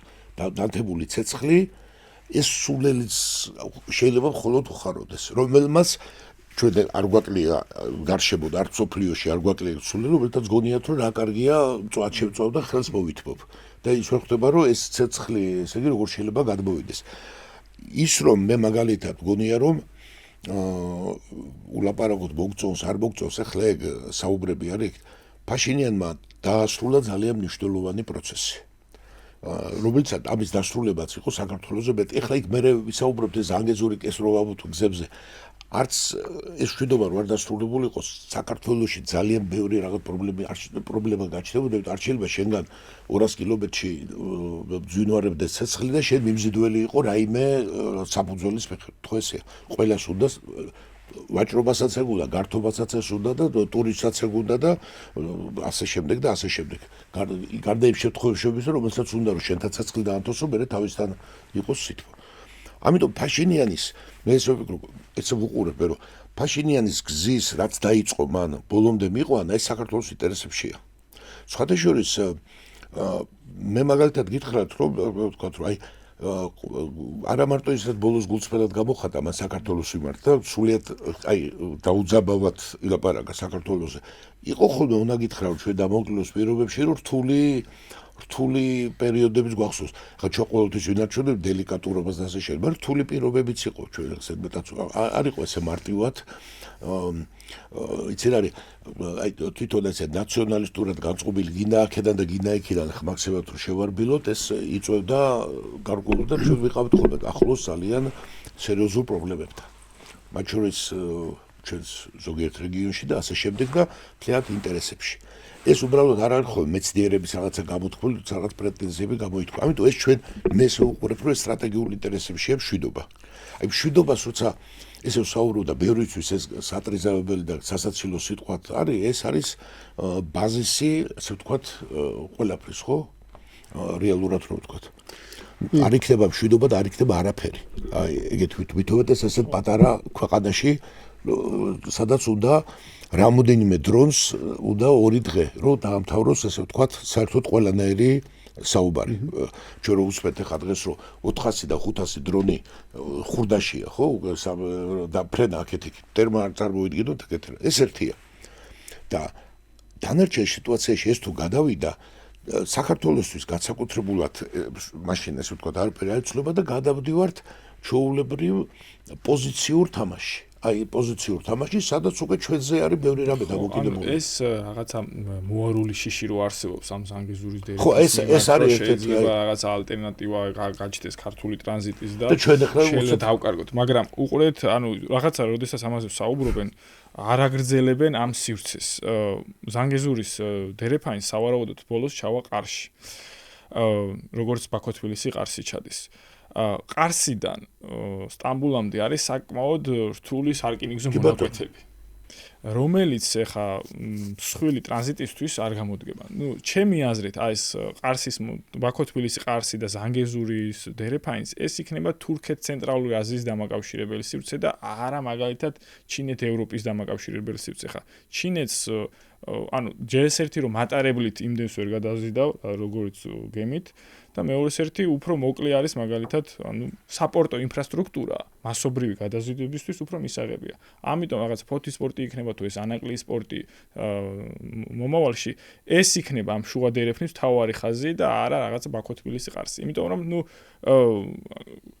ნანახი მახას ვთქვათ, ეს სარკინიგზო ქსელი თურქეთში როგორ არის, ჯერ უნდა ჩავიდეს ანკარაში, მერე იქიდან უნდა გადალაგდეს, მერე ანკარიდან კიდე სტამბოლში, მოკლედ თან სწორი. რთული, ანუ არ არის სწრაფმავალი მატარებელი იქ არ არის, რომელიც დროში კიდე ეს ცოტა შემოვიდა, ეხლა ცოტა აი სპეციალისტები გეუბნები როგორც აი ზოგიერთი პოლიტიკოსი ამბობს ხოლმე ევროპაში და მაღალი რანგის პოლიტიკოსი, მაღალი რანგის თანამდებობით და ჩვენ ამავე დროს ნახეთ მათი ხშირად გეოგრაფიული წარმოდგენები, ხო, რო ეკითხებოდნენ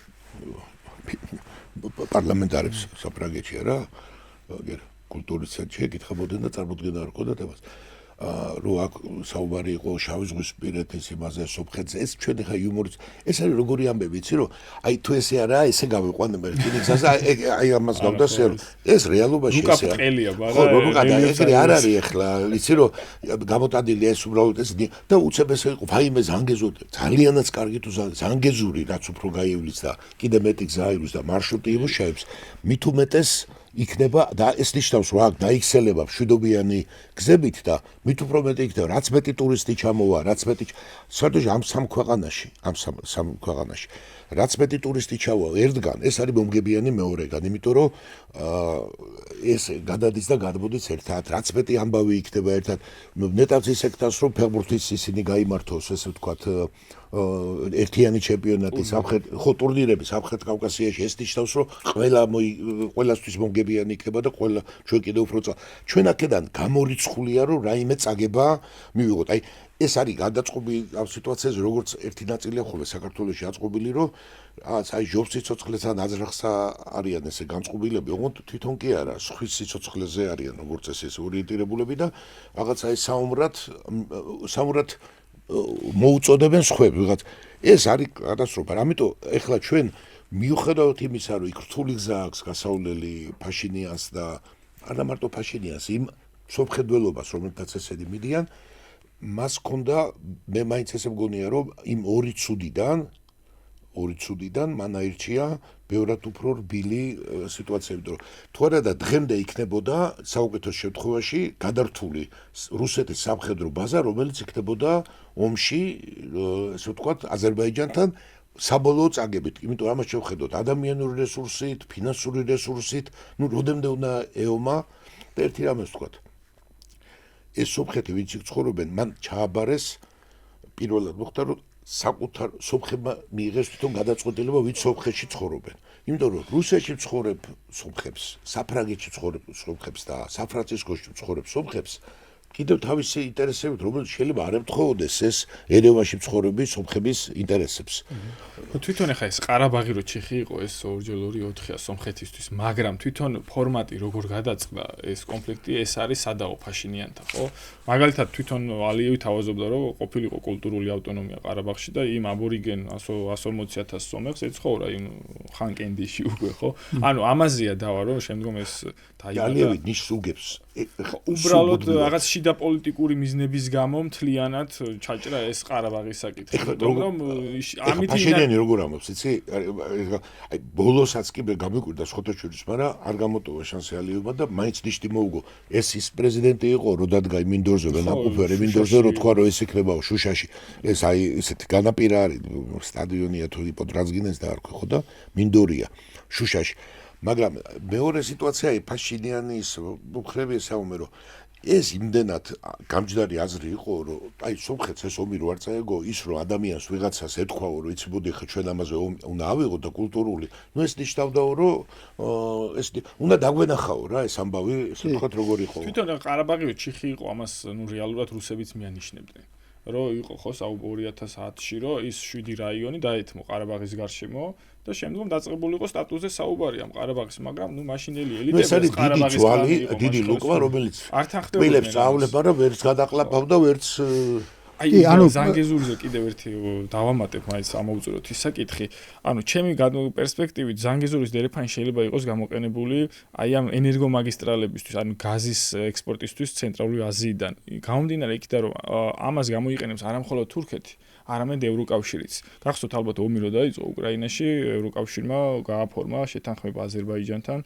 20 მილიონი კუბური მეტრის გაზის მიღების თაობაზე და ხო და ანუ ინფრასტრუქტურა არ არის საკმარისი, რომ თურქმენეთმა მიაწოდოს, ნუ თურქმენეთთან წამოსული გაზი აზერბაიჯანში და პლუს აზერბაიჯანული გაზი გავიდეს ევროპაში. ამიტომ ამ თვალსაზრისით ალტერნატივები ჭირდება, როგორც ცენტრალურ აზიას, ასევე აზერბაიჯანს. ამიტომ იმ მემორანდუმშიც წერია, რომ მარტო რკინიგზა და გზაკია შეიძლება იყოს, აქ შეიძლება იყოს მილსადენი, მაგრამ მან დამბავი ერთი არის კიდე, რომ ერთი ძალიან საინტერესო პერსპექტივა ამ თვალსაზრისით. ხანგრძლივი კი არა, არც არის, ნუ ხო რკინიგზაზე უფრო ადვილი გასაყვანი შეიძლება მილის არა, არა, მაგას არ გეუბნები, ამისთვის ნიშნავს, რომ ჯერ უნდა ეს ისე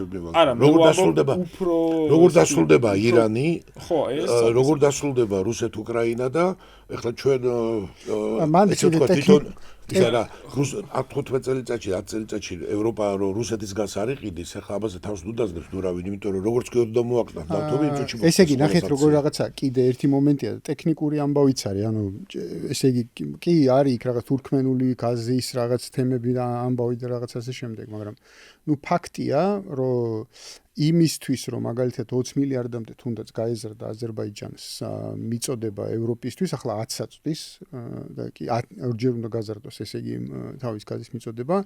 ერთია რომ საკუთარ ქვეყანაში უნდა შეამციროს გაზის მოხმარება და მაგაზე იყო მთელი ამბავი აზერბაიჯანში, რომ ესე იგი თქვა მწვანე ენერგიაზე უნდა გადავიდნენ და ქარის წისქვილები დადგან და ასე შემდეგ და ასე შემდეგ.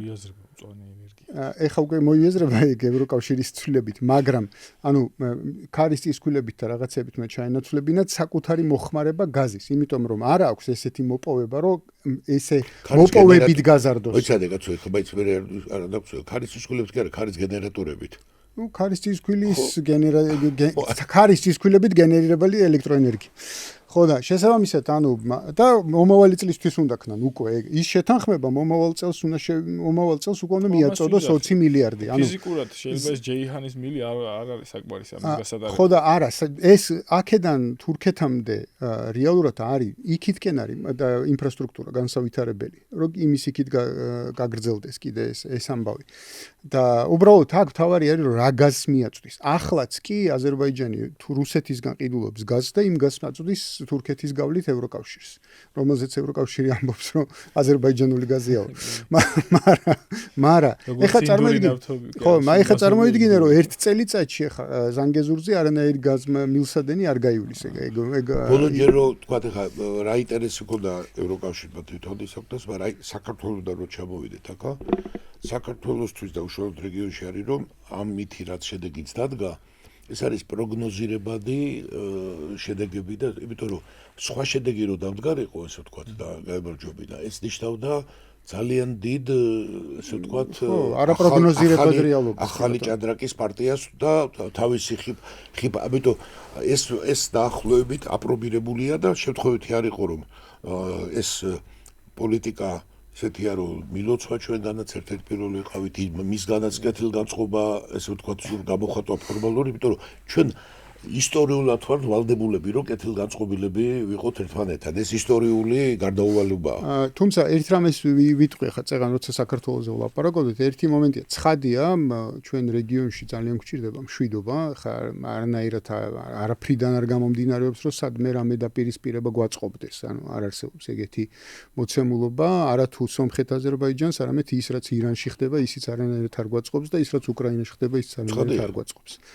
ეს ერთი ელემენტი. მეორე ელემენტია გეთანხმებით იმაში, რომ ეს ანგეზურის კორიდორი ერთი რო როდის განხორციელდება, ვინ განახორციელებს, როგორ განხორციელდება ეს საკითხებია, მაგრამ თავისთავად რა თქმა უნდა ამ შავი ზღვის პოტენციალს ეს ვერ შეუქმნის, ესე ვთქვათ, ვერ გააჩენს ამის ალტერნატივას და ცხადია რომ ჩვენზე გამავალი ესე ვთქვათ მარშრუტები თავისთავად იქნება, ასე ვთქვათ, გამოყენებული მომავალში.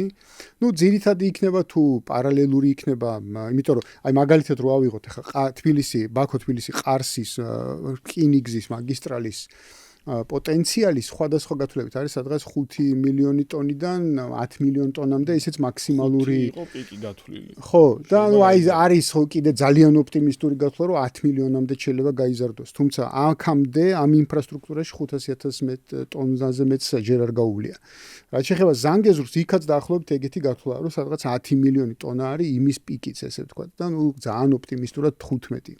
მთელი ამბავი რაში მდგომარეობს, რომ ზოგადად სოფლიო ვაჭრობისთვის, რომელსაც შეიძლება აღმოსავლეთ და დასავლეთში აი მთელი რო დავაჯამოთ ეს 20-25 მილიონი ტონა არაფერი არ არის რეალურად რა. ანუ რეგიონს თუ ექნება ამის გატარების შესაძლებლობა, ეს მხოლოდ კარგი იქნება რეგიონისთვის და მეტი არაფერი პირიქით მის მიმართ ინტერესს გაზრდის და ასე შემდეგ.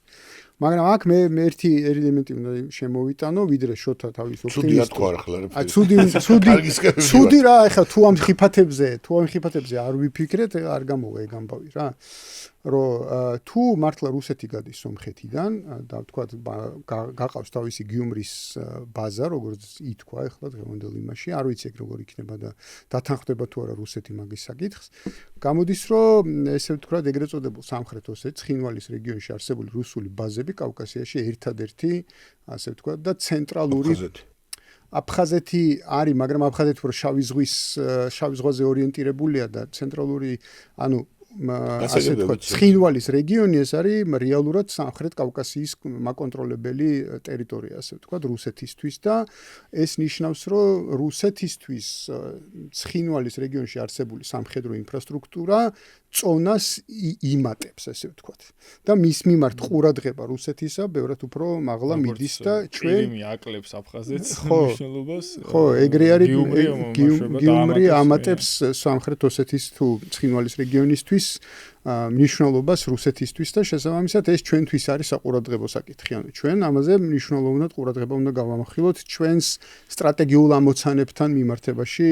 თუ ესეა, ყველაფერს ორი ზოგხალჯას ორი ისაა და ეს პერსპექტივაში ჩვენთვის გასაკვირველი ხიფათიც და სირთულეს არის, მაგრამ შანსიც არის, იმიტომ რომ შენი კიდევ ესე ვთქვათ, უფრო იზრდება, ესე ვთქვათ, თუ იზრდება შენთვის, შენი ფასი იზრდება, მაგრამ მისთვისაც იზრდება ფასი იმისა, დათმობს თუ არ დათმობს. ანუ ფასი იმისა, რა ფასად დათმობს. ამბავია რა, რთული ჭადრაკია. მაგრამ აქ უკვე მეორე საკითხი შემოდის. და ოპტიმისტურ სიტყვაზე გადადი ახლა შენ. ჯერ ოპტიმისტურ სიტყვამდე, რაც შენ თქვი, აქ თუ გაიხსნეს სავაჭრო დერეფნები და გახდა რაღაცა მართლა ის რაღაცა სტაბილური სივრცე ტრანზიტისთვის კავკასია, უკვე თვითონ რუსეთი დაინტერესდება, რომ თვითონ გამოიყენოს კავკასია ტრანზიტისთვის, ხო და ტრანზიტისთვის არის ორი მიმართულება. ნუ კაი, სამი ჯანდაბას, ერთი აზერბაიჯანზე გადის, მეორე არის ერთი სამხრეთ ოსეთზე და მეორე აფხაზეთზე, ხო? ანუ პირიქით ეს შეიძლება სხვანაირად დავინახოთ, რომ შეიძლება ეს იყოს პირიქით შესაძლებლობა ჩვენთვის რა. ჯერ ერთი რუსეთისთვის სამხრეთ ჩრდილოეთის დამაკავშირებელი გზები ძალიან სტრატეგიული მნიშვნელობის არის, ეს უნდა გვესმოდეს. ხო და ეს სამხრეთი, ეს ირანის, ეს ურთიერთობები, ესე იგი, ეს ისტორიულად რაც არის კავკასია ახლა რეალურად რო ვთქვათ, ორი ქვეყანაა კავკასია, სამხრეთ კავკასიის ახლა გეოგრაფიულად თუ ვიტყვით, ეს არის საქართველო და აზერბაიჯანი. სომხეთი არის ცოტა ქვეყანა. მცირე კავკასიის, ხო, ნუ ეს გეოგრაფიულად ვაუბრობ. ახლა ეს ნიშნავს, რომ აი ამ ყელიდან, აი ამ ყელით კასპიასა და კასპიის ზღვასა და შავ ზღვას შორის, აი ამ მოთი უნდა მოხდეს ჩრდილოეთის და სამხრეთის დაკავშირება და ეს რუსეთის და ეს არის ჩვენი, ასე ვთქვათ, ამბავი. კიდე ერთხელ ვიმეორებ, ეს აი ამ ფაქტორით მშვიდობა აქ არის ძალიან, ასე ვთქვათ, მნიშვნელოვანი და ასე რუსეთსაც მეტყვი რომ ანუ ირანის ხშირად აყენებს დღის წესრიგში აი აფხაზეთს რკინიგზის გახსნის ანუ ალბათობებს, მაგრამ ნუ ჯერჯერობით ეს არ ხერხდება. ირანმა ჯერ თავის კონფლიქტი უნდა დაასრულოს იმისთვის, რომ სხვა პროექტებზე გადაერთოს, ამიტომ. ხო, მე მაგალითად ირანის ელჩს დავუსკითხო მეთქი, ანუ როგორ უყურებთ კავკასიას, ანუ რა პოლიტიკა გაქვთ მეთქი და აი ესე პასუხი გამცა, რომ მაგალითად აი თურქმენეთიო არისო დაახლოებით 3-ჯერ მეტი საზღვარი გვაქვს თურქმენეთთან, ვიდრე ჯამურად აზერბაიჯანთან და სომხეთთან. იქო ვიცით რა ხდება, გარკვეული პოლიტიკური სისტემა, ანუ ვიცით აი კავკასიაში ჯერო ვერ გავიგეთო თქვენ რა გინდა. ხო და რა პოლიტიკა. ვინსად მითხართ რაზე გეტყვი. ანუ ჩვენთვის არასტაბილური სივრცეაო და რაღაც ესე გამოკვეთილი და ცხადი პოლიტიკა ჯერ არ გვაქვს. კარგია რომ გიკუთკია და ერთი რამეც არის. ჩვენ ისტორიას თუ გადახედავთ სალამ ოპტიმისტურ სიტყვით. კავკასიის მიმართ ყველა დიდი მოთამაშე დღეს ხსენებული და ასე შემდეგ. არ ხსენებული. მაინც ყველა ვახსენეთ ზედმეტად, მაინც ყველა ფიქრობდა რომ ინდოეთის ეს მე მეკუთვნის და მე ამას ძალით გავაკეთებ. და არ მიაჩნდათ საჭირო კაკ ინტერესების და ამისი ერთადერთი ამბავია რომ აქ შვიდობა და ამ სამ რესპუბლიკას თუ სახელმწიფოს შორის ეს რაც უფრო სამივე და ერთგან ხოლოდ ამ სამის ერთობა აი ამ ეკონომიკური ინტერესი და ერთობა აი დაკავშირება შეიძლება ყველაზე მეტი გარანტია იყოს ამ დიდი ქვეყნების ამ დიდ ქვეყნებს თავისი ისტორიიდან გამომდინარე დიდი პატივისცემის მიუხედავად ძალიან უჭირთ ეს მეცნიერულ დონეზე ზგეუნებს მეცნიერებთან ურთიერთობაში უჭირთ აღქმა ამ დამოუკიდებლო რომ ეს არის დამოუკიდებელი სივრცე ეს მარტო ამათ არ უჭირს, ყველა დიდ სახელმწიფოს უჭირს, ესე იგი რეალურად რო ვილაპარაკო, ეს ესეა დედამიწა მოწყობილი. ჩვენ შეიძლება რაღაცა გავჭირებოდა, როცა ძლიერები ვიყავი, ჩვენს გვიჭირდა აგერ გვიყვარს ხო ნიკოფსიდან დავრობანდავდე და მე ვთქვი შეიძლება ჩამქოლო ხარ ყოფილა საქართველოს ნიკოფსიდან დავრობანდავდე საქართველო არ იყო ხა რაღაცა დაკონდებარებული ტერიტორია იყო ცოტა ხნით მაგრამ ხედავ რომ ესე იგი ჩვეულებრივი ადამიანები ვართ შეიძლება თქვა მაგრამ მაინც გულს უღიტინებს ესეთი რამე და ამიტომ ახლა ვიღაცის ნუ გავიკურებია რომ გრენლანდია მისი გონია და რაღაცა მისი გონია ეს დავაკვირდებით ქცევა ადამიანის სახეობა ერთი ქცევის წესებით გამოირჩევა ესე ვთქვათ რამე რა ანუ თუ ნიკოფსიდან დავრობანდამდე შეიძლება ილაპარაკო ხა გრენლანდია როგორ უნდა გაგიკვირდეს საჩიანი პოტენციალი და სადინისკაც მე მაგალითად გრენლანდიიდან პანამის არ მე კაი დიდი აი ხა რო შეხედო კაი დიდი ვიყავი რომ აღმოაჩინე რომ დანიის იყო და ესე იგი გაოცებული ვიყავი ბევრი წლის წინ იყო ახლა ნუ არ ვიცოდი გეოგრაფიაზე ჩავთვალოთ რომ რა თუნდა დანიასაც ამოთენა ყინულის დაჭერი და რაღაც უცნაური თუმცა მეორე მხრივ თქვა გეგონება დედამიწა როგორ გეგონება დანიას დაუტოვეს ახლა მემკვიდრეობით ახლა ესე თქვა ეს ამითხი იმა რატო გეუბნებით კი აღმოაჩინა იმ ვიკინგებმა მაგრამ ის ხალხი ვინც ცხოვრობდა კი იყო აღმოჩენილი უკვე თავის რომ აი ნახეთ სიტყვაც როგორია რომ აღმოაჩინა და მას ეკუთვნის და ჩვენ ხო ეს დავიჯერეთ რომ შენ თუ ესე იგი ხარ შენ ოთახში და მე აღმოვაჩენ რომ შენ ამ ოთახში ხარ ესე იგი შენი ოთახი ჩემია შენი ოთახი ჩემია ესე იგი გეგონება კოლუმბი სანამ აღმოაჩენდა ამერიკას ის ხალხი ესე იყო და განიცდი ეტა ვინმე აღმოაჩინეს ეს თორე ვინიცის რო ვარსებობ თუ და მივიდა კოლუმბო აღმოაჩინა და დაყარდა 64 აბა გითხარი ხა შენი ოპტიმისტური სიტყვა თუ მოიცადე ამაზე ხუმრობა იყო აბორიგენ ინდიელს კიდე როგორ ეძახიან ამერიკელს ნეიტივ ინდიელი ხო ანუ რომელი გირჩევნიაო ინდიელი დაგიძახონო თუ ნეიტივ ამერიკელი არ გირჩევნიაო და არაო მე მირჩევნიაო ინდიელი დამიძახონო იმიტომ რომ ეს ტერმინიო ასახავსო ევროპელების როგორ გითხრა გონება ჩამორჩენილობასო იმიტომ რომ ჩვენო ინდუეთივე გონება